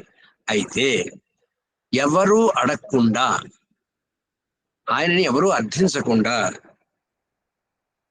కండలేరు రిజర్వాయర్ దగ్గర నుంచి మద్రాసు మహానగరానికి ఒక చక్కనైనటువంటి ఈ నీరు ఇంకిపోయినటువంటి కాలువని, ఎట్లాగా భారతదేశంలో ఏనాడు ఉపయోగించినటువంటి రసాయనాల్ని, ఏనాడు ఉపయోగించినటువంటి యంత్ర సామగ్రిని ఉపయోగించి నీరు ఇంకినటువంటి కాలువను నిర్మించి మద్రాసు మహానగరానికి 250 కోట్ల రూపాయలతో సంవత్సర కాలంలో ఎవ్వరూ అడగకుండా మంచినీళ్ళు ఇచ్చి, ఆ ఇచ్చిన తర్వాత స్వామి మీరు మాకు మంచినీళ్ళు ఇచ్చారు, థ్యాంక్స్ చెప్పుకుందాం వచ్చామని అంటే, స్వామి అన్నారు నేనే మీకు థ్యాంక్స్ చెప్పాలి బంగారు, నేనే మీకు థ్యాంక్స్ చెప్పాలి, మీరు మీకు సేవ చేసే మహాభాగ్యం నాకు ఇచ్చారు కదా అని ఎంతో వినయంగా అన్నటువంటి భగవాన్ శ్రీ సత్యసాయి భగవంతుడు అంటే నేను ఒప్పుకుంటాను, వారికి నమస్కారం చేస్తాను అన్నాడు. ఖుష్వంత్ సింగ్ లాంటి నాస్తికుడు అన్నాడే లేదా అంటే, మనం ఏంటంటే అట్లాంటి భగవంతుణ్ణి మనం అట్లాంటి భగవంతుణ్ణి మనం నమ్ముకున్నాం. అంచేత మనం నమ్మింది ఇంక చివరి వరకు కూడా ఎటువంటి నమ్మకం అంటే మనల్ని చూసి ఇతరులు నేర్చుకోవాలి. ఇలా నమ్మకం అంటే భగవంతుని ఇట్లాంటి నమ్మకం ఉండాలరా అనేటటువంటి నమ్మకాన్ని మనం ఏర్పరచుకోవాలి, నిరంతరము ఏర్పరచుకోండి. వారు మీ ఇంట వెంట జంట ఉండి కాపాడి తీరుతారు, అందులో ఏ విధమైనటువంటి సందేహం కూడా ఉండేది. కాబట్టి అట్లాంటి మన మాటలు ఎట్లా మాట్లాడాలి, సున్నితంగా మాట్లాడదాం. చక్కగా స్వామి చెప్తారు ఎప్పుడు కూడా ఏంటంటే, చిరునవ్వు నవ్వుతామని నవ్వేవాడు నారాయణుడు, ఏడ్చేవాడు నరుడు బంగారు అన్నారు. నవ్వేవాడు నారాయణుడు అన్నారు. ఎప్పుడు ఎందుకు నవ్వాలి స్వామి అంటే, smile while you smile another smiles సోహాన్ that be miles of smiles అన్నారు భగవాన్ సత్యసాయి. ఎందుకు స్వామి మేము నవ్వాలి అంటే, smile is the signature of God on your face అంటే, భగవంతుడి యొక్క సంతకం రా బంగారు, నా నవ్వంటే చిరునవ్వంటే, అంచేత అట్లాగా నవ్వుతూ ఉండాలి. నువ్వు భగవంతుడి రిప్రజెంటేటివ్ లా కనిపించాలి ప్రతి వాళ్ళకి కూడా. అంచేత చిరునవ్వు నవ్వుతూ మాట్లాడు, ఏనాడు కఠినమైనటువంటి పదాలు నీ మాటలలో ప్రయోగించకు. ఇది చాలా అవసరం. ఇట్లాంటిది మనం చాలా జాగ్రత్తగా వీటిని పాటించాలి. సత్యసాయి భక్తులు ఎలా జీవించాలి అంటే, అట్లా అంటే స్వామి ఏం చెప్తారంటే, మీరు my life is my message అని ఎన్నాళ్ళు చెప్పాను, your life should be my message. నా సందేశం కావాలి, నీ జీవితం నా సందేశం కావాలి. నువ్వు ఎప్పుడు కూడా ఎక్కడ నువ్వు ఉన్నప్పటికీ కూడా, ఎక్కడ ఏ పని చేసినప్పటికీ కూడా, అమ్మో ఈయన సత్యసాయి భక్తుడు అయి ఉంటాడు అంచేత ప్రవర్తిస్తున్నాడు అని చెప్పి అక్కడ సత్యసాయి బాబాకి జై అని అనిపించాలరా నువ్వు నీ ప్రవర్తనతో అన్నాను. అంచేత మనం అట్లాంటి భక్తులు ఎట్లా అంటే ఉన్నాయి, అనేకమైనటువంటి. స్వామి చెప్తారు ఎంత చక్కటి ఇది అంటే, మీరు చాలా అద్భుతమైనటువంటి మీ సాధన చేయాలి. సాధన అంటే ఏం చేయాలి అంటే, స్వామి చెప్తారు బంగారు నువ్వేమి రాళ్ళు గుళ్ళు మొయ్యక్కర్లేదు, సాధన అంటే ఏంటి? తెల్లవారుజామున బ్రహ్మముహూర్తంలో లేవండి. అంతేగాని బ్రహ్మముహూర్తం నిద్రపోయి భగవద్ అనుగ్రహం ఎప్పుడు లభిస్తుందో, ఎప్పుడైతే భగవంతుడితో మాట్లాడగలుగుతాం ఆ సమయం వదిలిపెట్టేసి హాయిగా నిద్రపోయి తర్వాత లేస్తాం, దానివల్ల ఉపయోగం ఉంది అంటారు స్వామి. అంచేత తెల్లవారుజామునే నువ్వు ఎప్పుడు లేచినప్పటికీ కూడా తెల్లవారుజామునే 4:30 లేచిపోవు. 5 గంటలకల్లా ఓంకారము సుప్రభాతము వచ్చింది. ఓంకారం ప్రారంభించగానే భగవంతుడి దగ్గర టెలిఫోన్ బెల్ రింగ్ అవుతుందిరా నాయన. అంచేత నువ్వు ఓంకారం ప్రారంభించు. 21 మార్లు ఓంకారం చేసి ఓంకారము సుప్రభాతం చేయి. చక్కగా ఓ 10 పాటలు హాయిగా ఆనందంగా పాడుకుంటే ఆ రోజంతా ఎట్లా ఉంటుంది? ఆనందంగా ఉంటావు. నువ్వు ఆనందాన్ని అందరికీ పంచిపెట్టగలుగుతావు. ఎలాగా? చుట్టుపక్కల వాళ్ళందరికీ హాయిగా ఎవరి దగ్గరికి వెళ్ళినప్పుడు సాయిగా చేసుకుంటూ వెళ్ళు. అంటే ఉదయం భగవంతుడితో మాట్లాడావు, ఓంకారం అయిపోయింది. ఓంకారం అంటే టాక్ టు గాడ్. అక్కడ వెళ్ళి టెలిఫోన్ రింగ్ తర్వాత నువ్వు భజన చేస్తానంటే ఆ భజన అంటే స్వామితో మాట్లాడావు. అంటే in nama sankirtan you talk to God. Then in meditation God talks to you. అంటే ఆ తర్వాత నువ్వు కానీ ధ్యానం చేసుకున్నావు అనుకో, అప్పుడు జ్యోతి ధ్యానం చేసుకుంటే భగవంతుడు నీతో మాట్లాడతాడు. దయాసాగర కరుణాకర నువ్వు పాడుతున్నావు అంటే ఏంటి? ఎవరితో మాట్లాడుతున్నావు అండి? మన భగవంతుడితో మాట్లాడుతాం. భగవంతుడు సంభాషణ అయిపోయింది మనకి. ఆ తర్వాత భగవంతుడు మీతో మాట్లాడతాడు. చక్కగా ఆ తెల్లవారుజామున కానీ 5 గంటలకు లేచి హాయిగా ఓంకారము సుప్రభాతము అది మనం చేసుకుని ఒక చక్కగా 4-5 పాటలు హాయిగా పాడుకుని ఆనందంగా జ్యోతి మెడిటేషన్ చేసుకోకపోతే సత్యసాయి భక్తులమని చెప్పుకునే అర్హత మనకి లేదు. ఇది చెప్పేది. సత్యసాయి భక్తులను చెప్పుకున్నా అంటే ఖచ్చితంగా మీరు ప్రతిరోజు ఓంకారము సుప్రభాతము చేసి తీరవలసిందే. ఇది ఇంతకది ₹1 ఖర్చు పెట్టవలసిన అవసరం లేదు. ఎవరికి కూడా ఆ పన్ను ఉండేటంటది. ఆ సమయం కాదు. మరి అప్పుడు కూడా మనం చేయకపోతే ఇంకెప్పుడు చేయాలి మనం? అంచేత ఇది చెయ్యండి. తర్వాత రోజంతా కూడా మీరు ఏం చేయాలండి? చక్కగా సాయి గాయత్రి హాయిగా చేసుకుంటూ ఉండండి. ఆ సాయి గాయత్రితో ఎప్పుడు చేసుకున్నా సరే నువ్వు ఎక్కడికి వెళ్ళినా అందరితో ప్రేమతో మాట్లాడతావు. అంటే మీకు ఎప్పుడు గుర్తొస్తుంటుంది ప్రేమతో మాట్లాడాలని. సాయి నువ్వు ఎక్కడ ఊరుకునే మామూలుగా వెళ్ళిపోతున్నప్పుడు హాయిగా అటు ఇటు చూసుకుని వెళ్తుండ హాయిగా సాయిగా చేసుకుంటూ వెళ్ళొచ్చు కదా. వెళ్ళాలి. వెళితే ఏంటవుతుంది? అప్పుడు నువ్వు ప్రేమని అందరికీ పంచగలుగుతావు. ఇది చాలా ముఖ్యమైనటువంటిది. తర్వాత వెళ్ళాం. తర్వాత అందరితో అందరికీ పంచిపెట్టగలిగాం. మళ్ళీ మన ప్రేమను పంచిపెట్టగలిగిన తర్వాత ఎప్పుడు కూడా నువ్వు సేవ చేసినప్పుడు నువ్వు సేవలు చేస్తావు, అన్నిట్లో పాల్గొంటావు. ఆ సేవ చేస్తున్నప్పుడు నువ్వు ఎవరైతే సేవ అందుకుంటూ ఉంటారో నీ దగ్గర నుంచి, ఆ సేవ అందుకునే వాళ్ళ సంతృప్తి పరచడానికో ఆనందపరచడానికో నువ్వు సేవ చేయటం లేదు. అది గుర్తుపెట్టుకో. నీ ఆనందం కోసం నువ్వు సేవ చేస్తున్నావు కదా. అంచేత దాని యొక్క ఆనందాన్ని నువ్వు అనుభవించాలంటే ఏం చేయాలి? బంగారంటే వాళ్ళలో నన్ను చూడు. వాళ్ళకి చేస్తున్నాను అనుకోకు. నా స్వామికి భగవాన్ శ్రీ సత్యసాయికి సేవ చేస్తున్నానని అనుకో చాలు. అట్లాగా ఏనాడైతే నువ్వు అట్లాంటి సేవ చేస్తావో ఆనాడు తప్పకుండా నీ స్వామి యొక్క అనుగ్రహం ఖచ్చితంగా జరిగి తీరుతుంది. నీకు అందుకుని తీరుతావు. అందులో ఏ విధమైనటువంటి సందేహం కూడా లేదు అని చెప్పి స్వామి చేస్తారు. తర్వాత అందింటే అంటే ఈ స్వామి చెప్తారు, ఇంకా సేవ అనేది ఎక్కడ ప్రారంభించాలి స్వామి అని అనుకుంటూ ఉంటారు. అంటే స్వామి చెప్తారు, అరే బాబు ఎక్కడ నువ్వు ప్రేమ పంచిపెట్టాలి అసలు అంటే ప్రేమని పంచిపెట్టవలసింది నీ కుటుంబ సభ్యులకు ముందు పంచిపెట్టాలి కదా. అంచేత నువ్వు ఏ సేవ ప్రారంభించినా అది అని ఎలా సేవ చెయ్యాలో సేవలో మొట్టమొదటి పాట నువ్వు ఎక్కడ నేర్చుకోవాలి? నీ ఇంటికి నేర్చుకోవాలి. నీ తల్లిదండ్రుల్ని ప్రేమించు. తర్వాత అంటే తల్లి తండ్రి అన్నదమ్ములు మొదలైనటువంటి ఈ అక్క చెల్లెలు పరిమితమైనటువంటి ఈ కుటుంబంలో నువ్వు సేవ చేయి. అంటే ఆ చక్కగా అల్లుకున్నటువంటి ప్రేమతో అల్లుకున్నటువంటి కుటుంబ పరిధిలో ఎప్పుడైతే నువ్వు ప్రేమతో సేవ చేస్తావో ఆ తర్వాత ఈ ప్రేమని పంచగలుగుతావు. ప్రేమ పంచడం అలవాటైంది కదా. నీ ఆత్మీయులకు పంచావు, ఇప్పుడు నీ ఆత్మీయులు కాని వాళ్ళకి కూడా పంచేటటువంటి అవకాశం నీకు కలుగుతుంది. ఇది చాలా జాగ్రత్తగా మనం చేసుకోవాలి. ఇంచేతంటే స్వామి చెప్తారంటే ఏదైనా మనం చాలా మంది మనం అనుకుంటుంటే అయ్యే ప్రపంచం పాడైపోయిందండి ఏదో ప్రపంచం బాగుపడాలి. ప్రపంచం బాగుపడదు, మనం బాగుపడితే ప్రపంచం బాగుపడుతుంది. ఇక్కడ ఏంటంటే కుటుంబంలో ప్రతి వ్యక్తి తాలూకు శీలము సత్ప్రవర్తన ఆ కుటుంబం యొక్క శాంతిని అభ్యుదయాన్ని సూచిస్తాయి.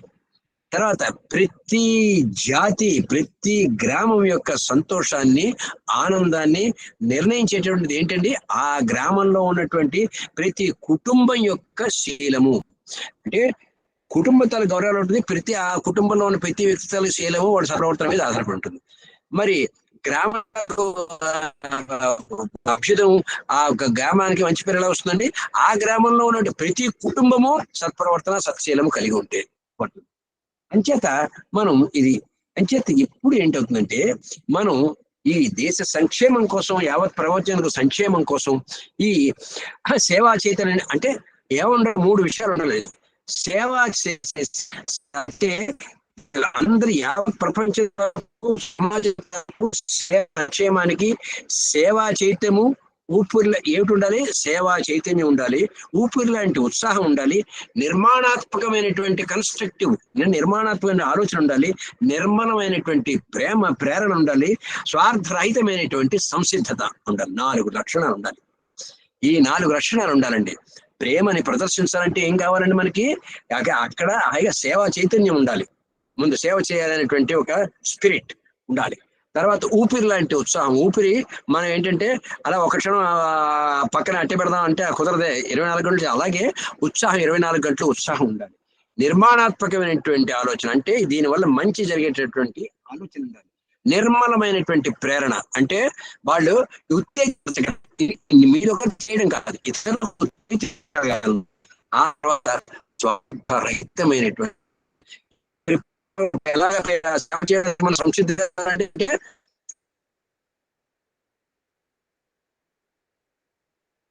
నాకు దీనివల్ల ఒక్క కేవలం ఆనందం కోసం సేవ చేస్తున్నారు అనే స్వార్థ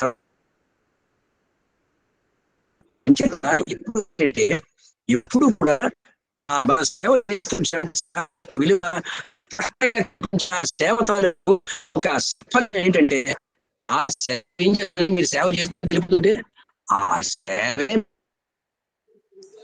సార్ వాయిస్ బ్రేక్ అవుతుందండి.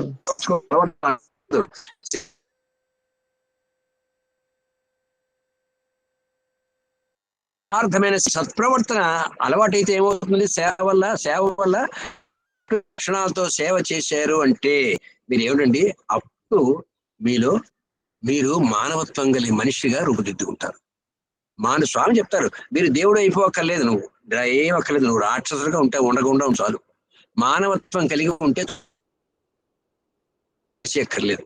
నువ్వేం చేయాలి? మానవత్వం కలిగిన మంచిగా నువ్వు జీవించు చాలు అన్నారు స్వామి. అంటే తర్వాత అయితే సేవ తాలూకు ప్రభావం ఏంటంటే, సేవ చేసాము అప్పుడు ఏమిటవుతుందండి?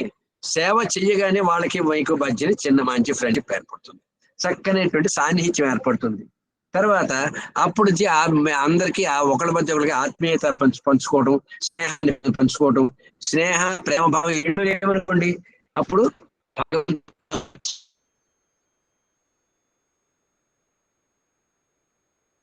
పంచుకుంటే ఆటోమేటిక్ గా భగవంతుడితో కూడా మీరు మీ తాలూకు స్నేహాన్ని ప్రేమని పంచుకునేటువంటి అవకాశం వస్తుంది.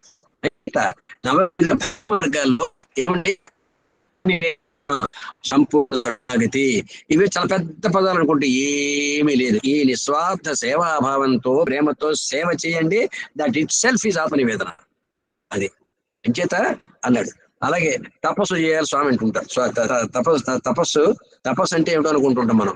తపస్సు అంటే మనకు తెలిసింది ఒకటే, ముక్కు పూసుకొని చెట్టు కింద ఎక్కడ కూర్చొని అడవిలో చేయడం అనేది. స్వామి ఎప్పుడు చెప్తారు అది బంగారు.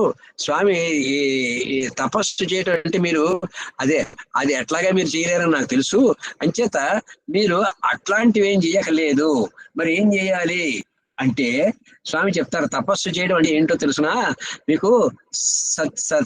మీరు ఎప్పుడు కూడా జాగ్రత్తగా మీరు ఒక్క విషయాన్ని గుర్తుపెట్టుకోండి. మీరు ఎప్పుడు కూడా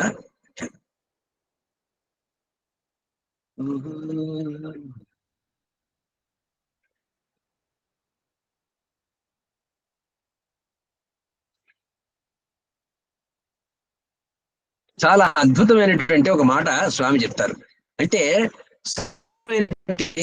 మనం కొన్ని ఆధ్యాత్మిక పద్ధతులు గాబరపడిపోతుంటాం, గాబరపడవలసిన అవసరం ఏమీ లేదు. అంటే స్వామి చాలా అద్భుతమైనటువంటి మాటలు చెప్తున్నారు మనకి. ఏంటి అర్థం తెలుసుకోండి రా బాబు అని అనవసరంగా గాబర పడిపోకండి అని చెప్తారు స్వామి. ఏం చెప్పాడు స్వామి చూద్దాం. అంటే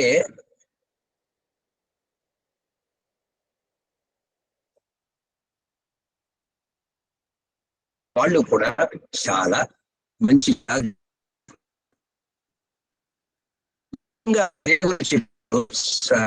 ఏమంటారంటే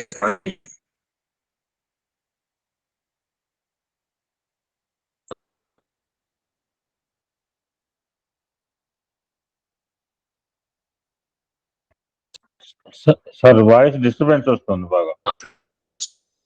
చాలా మంచివాడు.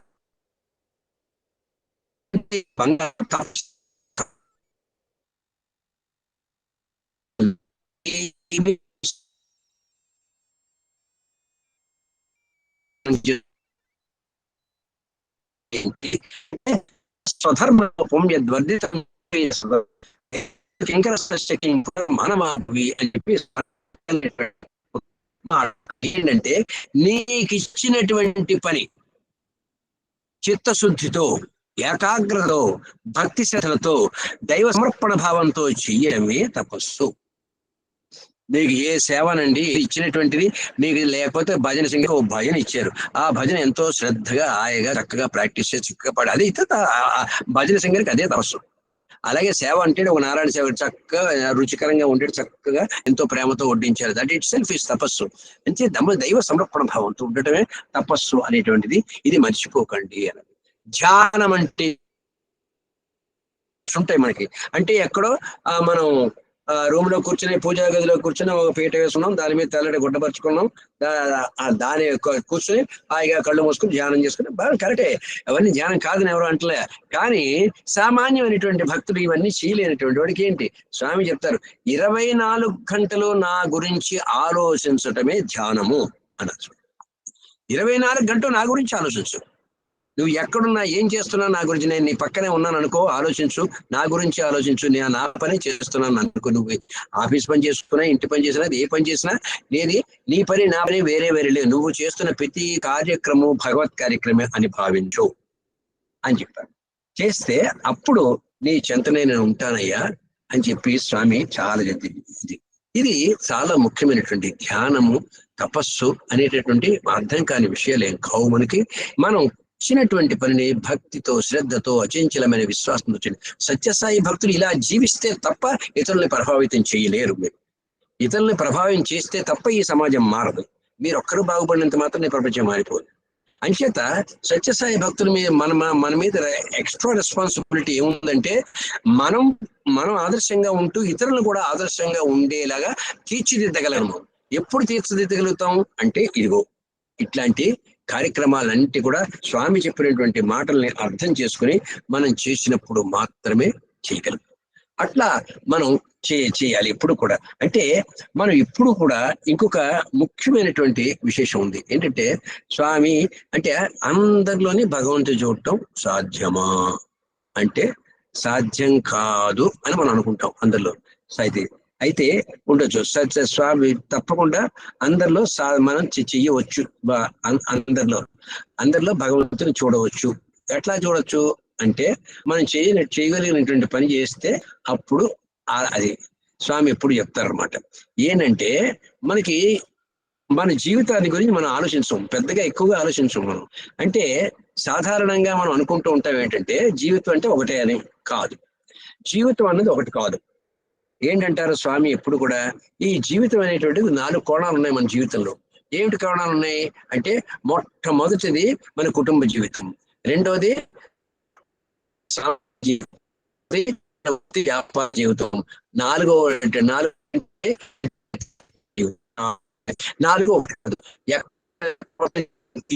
అది ముందు అండర్స్టాండ్ చేసుకోండి.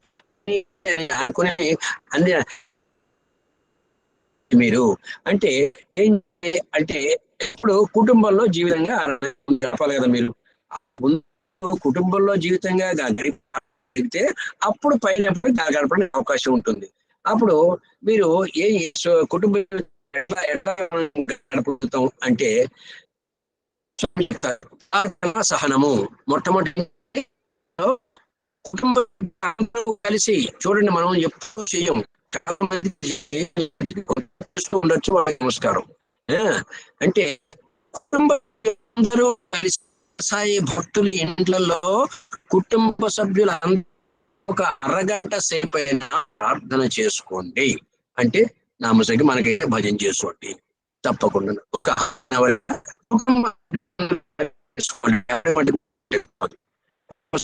కలిసి తర్వాత ఇంట్లో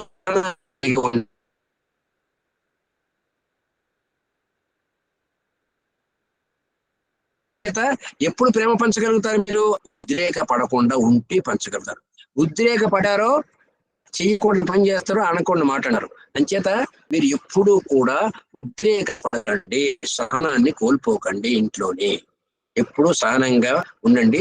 చక్కగా మీరు తర్వాత ప్రార్థన కలిసి. రెండవది అంటే మృదు సంభాషణ. కుటుంబ సభ్యులందరూ మీరు ప్రేమ పంచవలసిన వాళ్ళందరికీ కూడా ప్రేమ పంచి ఇవ్వండి. చక్కగా అందరికీ కూడా మీ ప్రేమను పంచి ఇవ్వండి. అంటే ఆ ప్రేమ ఎలా పంచుతామండి అంటే మృదుమధురమైనటువంటి సంభాషణ. ఎవరితో ఇంట్లో మాట్లాడినా ఇప్పుడు మృదుమధురంగా మాట్లాడండి. తర్వాత క్షమ నిగ్రహం అన్నారు. అంటే ఏంటి? క్షమ అంటే ఏంటి? ఎప్పుడు ఇంట్లో ఎవరైనా తప్పు చేయొచ్చు. తప్పు చేసిన వాడిని శిక్షించడం గొప్ప కాదు. తప్పు చేసినటువంటి వాడిని ఏనాడు శిక్షించడానికి మీరు ముందుకు రాకండి. ఏనాడు కూడా వాడి తప్పు వల్ల జరిగిన అనర్థం తప్పు మళ్ళీ చెయ్యకురా అని చెప్పి కన్విన్స్ చేయండి. అంతే. అక్కడితో అది అయిపోయింది. అంతేగాని అది గుర్తుపెట్టుకుని మళ్ళీ ఎప్పుడో నా పలానా రోజు ఇలాగా చేసావని చెప్పి గుర్తుపెట్టుకోకండి. వాళ్ళు అసలు తప్పు చేసిన విషయం మర్చిపోండి. హ్యాపీగా ఉంటారు. ఆదరణము సంరక్షణ అన్నారు. తర్వాత కేర్ అండ్ కన్సర్న్ అన్నారు. అంటే ఏంటండి? అందరికీ అన్ని అవసరాలు ఉంటాయి. పెద్దవాళ్ళు ఉంటారు ఇంట్లో, పెద్దవాళ్ళు ఉంటారు. పెద్దవాళ్ళు ఉంటే ఏం చేయాలంటే మనం అంటే చక్కగా వాళ్ళకి ఏదైనా అవసరం ఉంటుంది. వాళ్ళకి పెద్దవాళ్ళు అంటే షుగర్, బీపీ, షుగర్, మాత్రలు అవి తేవాల్సి ఉంటాయి. మా నాన్నగారు మీకు వచ్చే వారంలో అలా అయిపోతాయి, ఇగో ఇప్పుడే తెచ్చాను అని ఇవ్వండి. నా మందులు అయిపోయారా అని అందరూ చెప్పించుకునే వరకు వెయిట్ చేయకండి. అదే అవ్వండి. వాళ్ళకి కావలసినటువంటివి ఏదైనా అవసరాలు ఉంటాయి, వాళ్ళు అడగకుండానే అమర్చండి. అప్పుడు మీ ప్రేమ వ్యక్తం అవుతుంది వాళ్ళ మీద. అలాగే చిన్నపిల్లలు ఉంటారు. ఓ పెన్ అడుగుతాడు. అమ్మ నాకు 10 రూపాయలు పెన్ను కొనుక్కుంటారండి. చదువుకునే పిల్లాడు ఉన్నాడుగా ఇంటి కదా, ఓ 4 బాల్ పెన్నులు కొని అట్టి పెట్టచ్చు కదా పెట్టడం ముందు. వాడు బూటు చిరిగిపోతుంది పాపం. అమ్మ నా బూటు చిరిగిపోయింది అంటే అంతవరకు కొనరా? ఆలోచించండి. వాళ్ళ గురించి మీరు ఆలోచించండి. ఇవన్నీ ఆలోచించాలి. పిల్లాడు స్కూల్ నుంచి వస్తాడు, 4 గంటలకు వస్తాడు. వాడు తలుపుకి టగటగ కొట్టి వరకు వెయిట్ చేయకండి. 4 గంటల పిల్లడు వస్తాడని తలుపు తీసుకొని రెడీగా ఉండి నవ్వుతూ పలకరించండి పిల్లడికి. You can share. అప్పుడు పిల్లడు మా అమ్మ అంటే నాకెంత, మా నాన్న అంటే నాకెంత, నేనంటే ఎంత అభిమానం అనుకుంటారు. ఇవన్నీ చాలా చిన్న చిన్న విషయాలు అయినప్పటికీ చెయ్యం మనం. ఎందుకు సత్యసాయి భక్తులు ఇవన్నీ చేసి తీరాలి. You must share your love with your children, your member of the family. అది చాలా ముఖ్యం. అంచేత ఇలా చేసినట్టయితే మీరు ఇంట్లో హ్యాపీగా ఆనందంగా ఉండి తీరుతారు. ఇంకా ఏంటంటే అందరూ కలిసి భోజనం చేయండి, అందరూ కలిసి ప్రార్థన చేయండి, అందరూ కలిసి భోజనం చేయండి. అప్పుడు అందరూ కలిసి ఉంటారు అన్నారు. ఎవడ మటుకు వాడు వేరే భోజనం చేయడు, ఎవడ మటుకు వాడు వేరే కలిసి వాడో గుడికి వీడో గుడికి ఇలాగే వెళ్ళి చేస్తే అప్పుడు మీ మధ్యని ప్రేమానుబంధం ఉండదు అని చెప్పారు.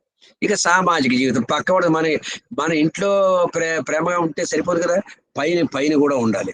పైన ఉండాలంటే ఏం చేయాలి అంటే ఎప్పుడు అంటే హెల్ప్ ఎవర్ హర్ట్ నెవర్. ఎప్పుడు సహాయం చేయండి. ఎవరికైనా సరే పక్కింటి వాడికి సహాయం చేయండి. ఏనాడు వాడిని గాయపరచకండి. మాటలతో కానీ చేతలతో కానీ గాయపరచకండి ఏనాడు. ఇది ఇంకేదంటే మీరు 2 రాళ్ళు విసిరితే అవతల వాడు 4 రాళ్ళు విసరగలడు. అంచేత మీరు ఎప్పుడూ కూడా ఎవరి పట్ల కూడా కఠినంగా మాట్లాడటం కానీ ఏం చెయ్యకండి, గాయపరచకండి వాళ్ళని. చిన్న చిన్న సహాయాలు కావలిస్తే చేయండి. అదే మంచి చేయండి, మంచి చేస్తున్నట్టుగా కనిపించండి. మంచి చేయండి కానీ మంచి చేస్తున్నట్టుగా కనిపించండి. సత్యసాయి భక్తులుగా జీవించడం ఎలాగా అంటే దిస్ ఇస్ ది వే. స్వామి చెప్పినటువంటి విషయాలు ఇవన్నీ కూడా. అంచేత మనం చాలా సులభమైనటువంటి చక్కగా ఆచరించవలసినటువంటిది. ఎంత చక్కగా చెప్పారండి భగవాన్, ఎంత చక్కగా చెప్పారు చూడండి. చాలా సులభంగా ఆచరించింది. దీనే రాళ్ళు మొయ్యక్కర్లేదేమో మనకి. హాయిగా స్వామి చెప్తున్నారు ఏంటి? మంచి చేయి, మంచిగా నువ్వు మంచి చేయి, మంచిగా ఉన్నట్టు కనిపించు. అదేమిటవుతుంది, దానివల్ల ఇన్ఫ్లుయెన్స్ మిగతా వాళ్ళని పడుతుంది. అమ్మో వీళ్ళతో చాలా బాగా ఎంత చక్కగా ఉన్నారే, మనం కూడా అలా ఉండాలి అనుకుంటారు. ఆ తర్వాత చిరునవ్వు, త్యాగం. ఎప్పుడు కూడా అవతల వాళ్ళతో ఎప్పుడు మాట్లాడినా, ఎవరితో మాట్లాడినా, పరాయి వాడితో మాట్లాడినప్పుడు చక్కగా చిరునవ్వు నవ్వుతూ మాట్లాడండి. అంతే తప్ప 10 లక్షల రూపాయలు లాటరీ పోయిన వాళ్ళ మొహం పెట్టుకుని ఎప్పుడు మాట్లాడకండి. తర్వాత ఇది చిన్న చిన్న త్యాగాలు ఏదైనా ఉంటుంది. ఏమంటే మా ఇంట్లో మంచినీళ్ళు అయిపోయి ఒక బాల్టీ ఇస్తారా, ఇవ్వండి, మాకే సరిపోవండి అని అనకండి. అలాగే అందరినీ ప్రేమించు, అందరినీ సేవించు. అందరినీ ప్రేమించు, అందరినీ సేవించు. అంచేత అంటే ఏమిటి, పక్క వాళ్ళ ఇంట్లో పిల్లాడికి బాగోలేదండి, అయ్యా మీ అబ్బాయికి బాగోలేదు, దాని సహాయం ఏమైనా కావాలండి అంటారు.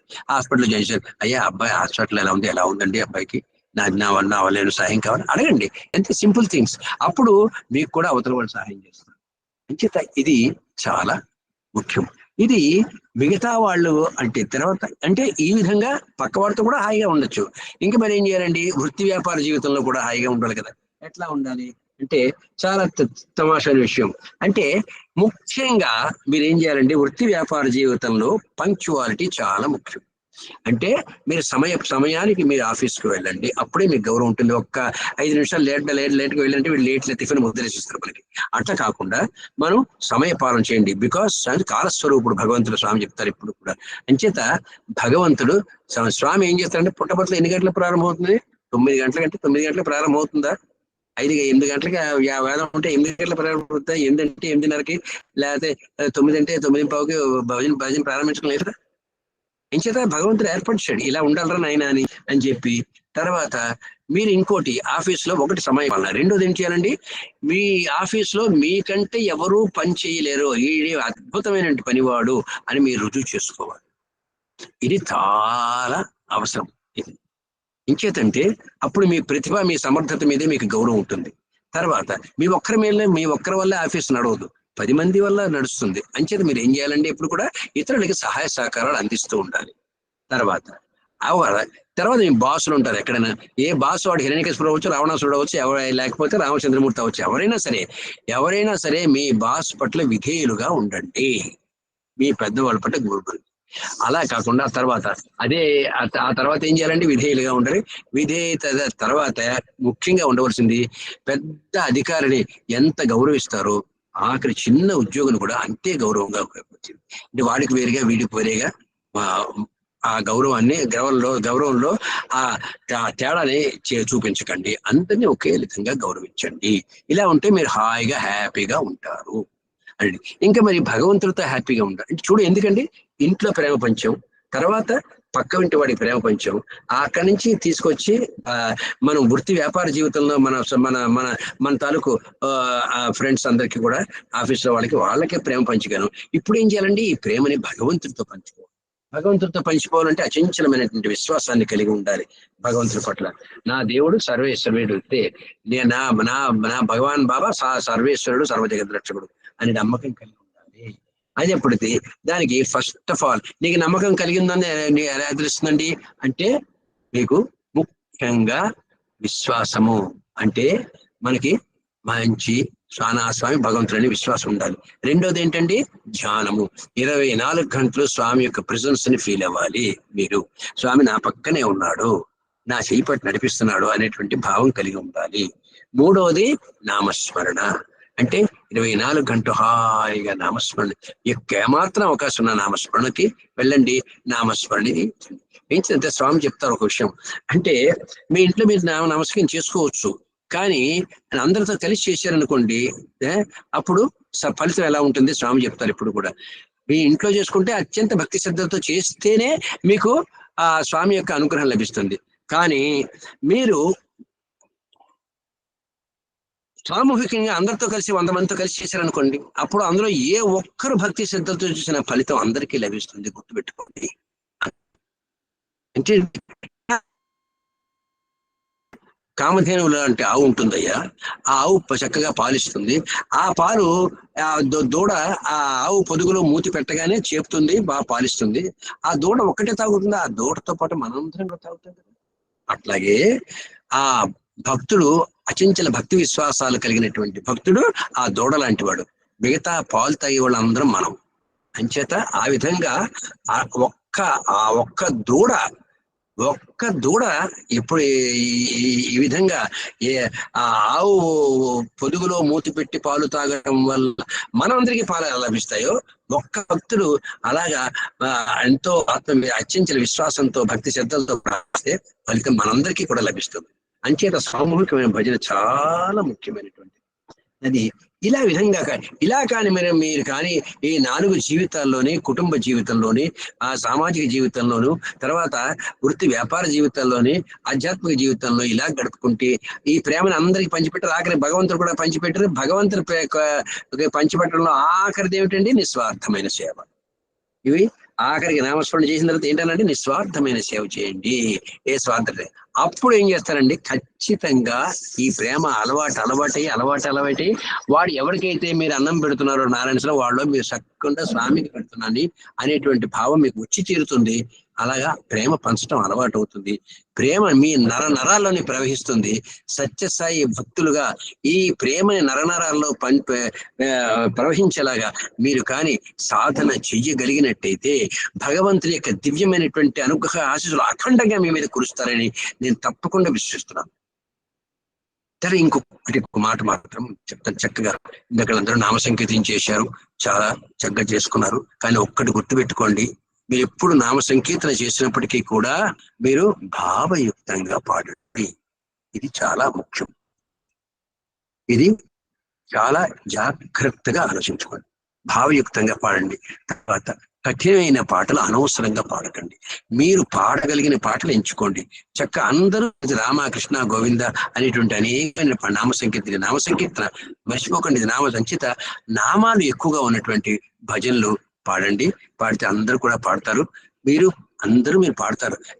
ఇప్పుడు ఎంతో మంది నేర్చుకుని కష్టపడ్డం బట్టి అంతో ఇంతో పాడారు మీరు అందరూ. ఆ కష్టాన్ని ఇంకా కూడా భావయుక్తంగా పాడటానికి చక్కనైనటువంటి చేసుకోండి. అలాగా నేను కావాలంటే 830 పాటలు కేటగిరీస్ చేశాను. అంటే మామూలుగా బిగినర్స్ పాడాలంటే అంత గొప్పగా పాడలేనట్లు పాడగలిగిన 4 నెలల పాటలు, తర్వాత కాస్త పాడితే 2 2 తర్వాత ఇంకా బాగా పడితే లెవెల్ 3, ఇంకా బాగా పడితే లెవెల్ 4 అలా వివరించాను. కాబట్టి చిన్న పాటలు హాయిగా పాడండి. హాయిగా ఆనందంగా భజన ఎంతో బాగుంటుంది. చక్కగా అందరూ పాడగలిగిన పాటలు ఎప్పుడు పాడండి. మీరు పాటలు పాడుతున్నారు, భక్తి శ్రద్ధలతో పాడుతున్నారు. పాడిన వాళ్ళందరికీ కూడా నా నమస్కారాలు. కానీ ఇది మాత్రం గుర్తు, భావయుక్తంగా పాట చాలా అవసరము. ఇది మాత్రం మర్చిపోకండి అనేది. ఈ భావం ఇంచేతంటే స్వాయుక్త భావం లేకపోతే అవ్వలేదు. ఇంచేత భావయుక్తంగా పట్టం ఇచ్చండి. భగవంతుడు కనిపించాలి మనం పాడితే. ఇది చాలా జాగ్రత్తగా ఉంటుంది. ఇంకా ఎమ్మెల్యే గారు ఏం చెప్పమన్నారు? ఇంకొక 5 నిమిషాలు కంక్లూడ్ చేయండి. అలాగే, ఇంకొక 5 minutes కంక్లూడ్ చేయండి. ఏమండి, ఒక 5 నిమిషాలు కంక్లూడ్ చేయండి.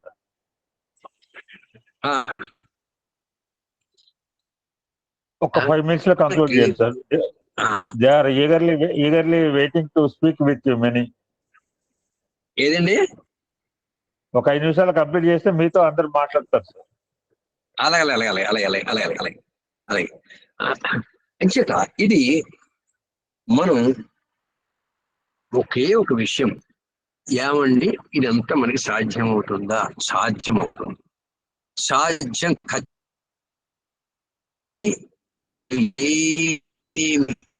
పడక ఇంకేత ఏమి ఇబ్బంది పడాల్సిన అవసరం లేదు. రోజులు మీకు ఇబ్బంది అనిపిస్తుంది, ఆ తర్వాత అలవాటు అయిపోయిన తర్వాత రోజు కూడా ఎక్కడైనా సరే ఒకటేనండి కలిగించంటే 2 విషయాలు. అంటే మీ వచ్చిన ప్రారంభించి పని ఉంటే పని ఇంకో పని ఉండి చేయడానికి చక్కగా పరమసుఖం కేవలం జ్ఞానము ద్వంద్వ ఏకం నిత్యం విమలవచనం సర్వధీ సాక్షిభూతం భావాతి త్రిగుణరహితం సత్యసాయి సమీడే ధ్యాయే శ్రీ సత్యసాయిశం దివ్యమంగళం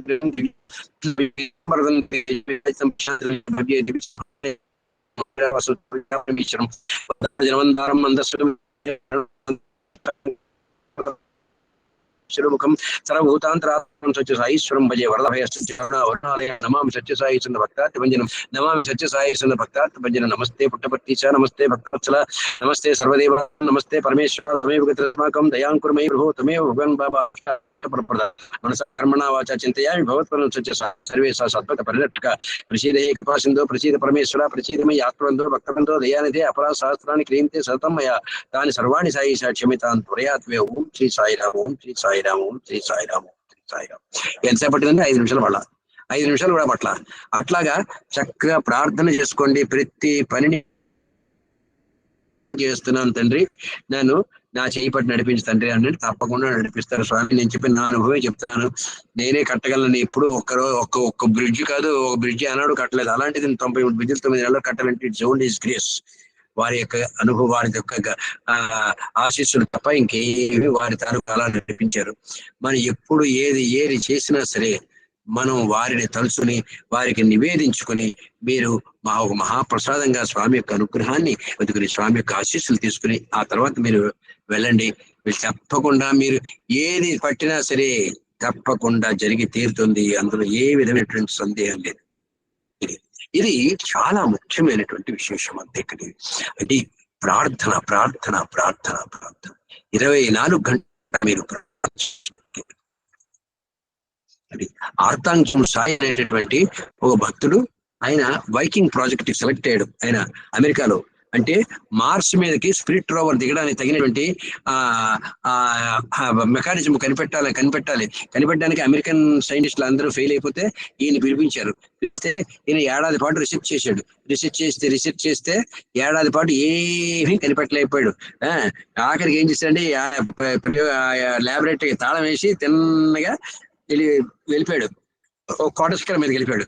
కొండ శిఖరం మీదకి వెళ్ళిపోయి 5 రోజుల పాటు కూర్చుని రోజు ధ్యానం అంటే ఏంటంటే ఫీలింగ్ ప్రెజెన్స్ ఆఫ్ భగవాన్. స్వామి పక్కనే ఉన్న మీరు స్వామిని ప్రార్థన చేసుకోవడం, ఎలాగా ప్రార్థన మెడిటేషన్ ఇలాగా సుమారుగా 5 రోజులు చేసుకున్నాడు. ఆ 5 రోజులు స్వామిని ప్రార్థించుకుంటూ చక్కమైన ఒక దిగొచ్చి ఆ ఫార్ములాతో ఆ మెకానిజం తయారు చేసి ఇచ్చాడు. నాసా దాని టెస్ట్ ఉంది, సక్సెస్ఫుల్ అయింది. మాస్టర్ దిగింది. It is not from my church, it is not from my study, it is from my laboratory. No experiment, only from my heart.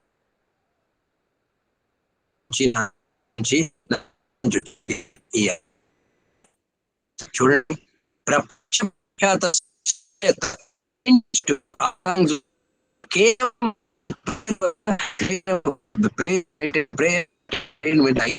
వల్ల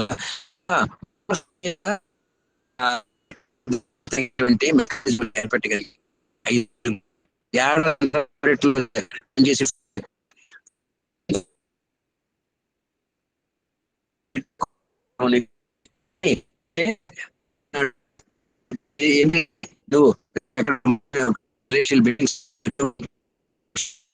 అంటే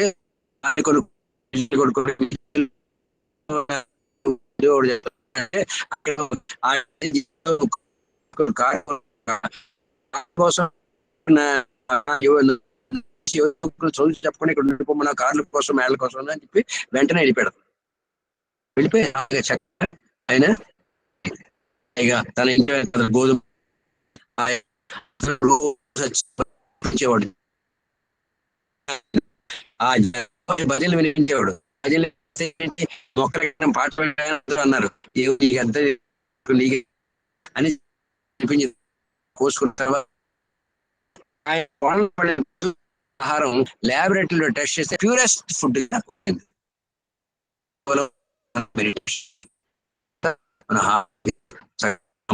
చేసుకోవడం స్వామి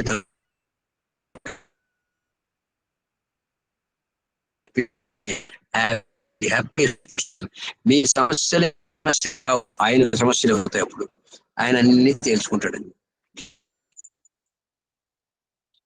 ఇంకేనండి మనం స్వామికి చెప్పాలి. సీ పుట్టపర్తి నీళ్ళు ఏలు బాధ్యత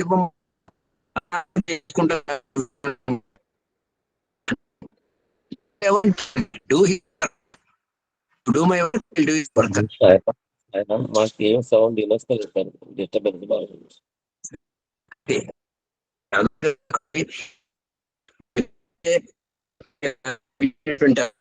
అంటే నాట్ కరెక్ట్. సమర్పణ భావంతో, దైవ సమర్భావంతో ప్రార్థన చేసుకుని మొదలుపెట్టి వారి పదాలు స్వామి నీ చేస్తున్న పని నీ పూజాపుషంగా నీ పాదం వారి పని చేయలేదు నుంచి వెళ్ళారు. ఆఫీసులో పనిచేయలేదు, ఎక్కడ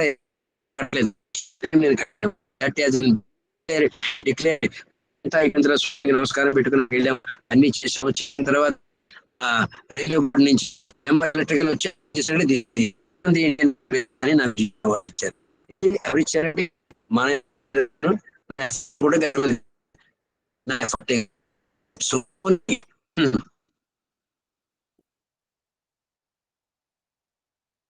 సార్ వాయిస్ చాలా బ్రేక్ అయిపోతుంది సార్ ప్లీజ్.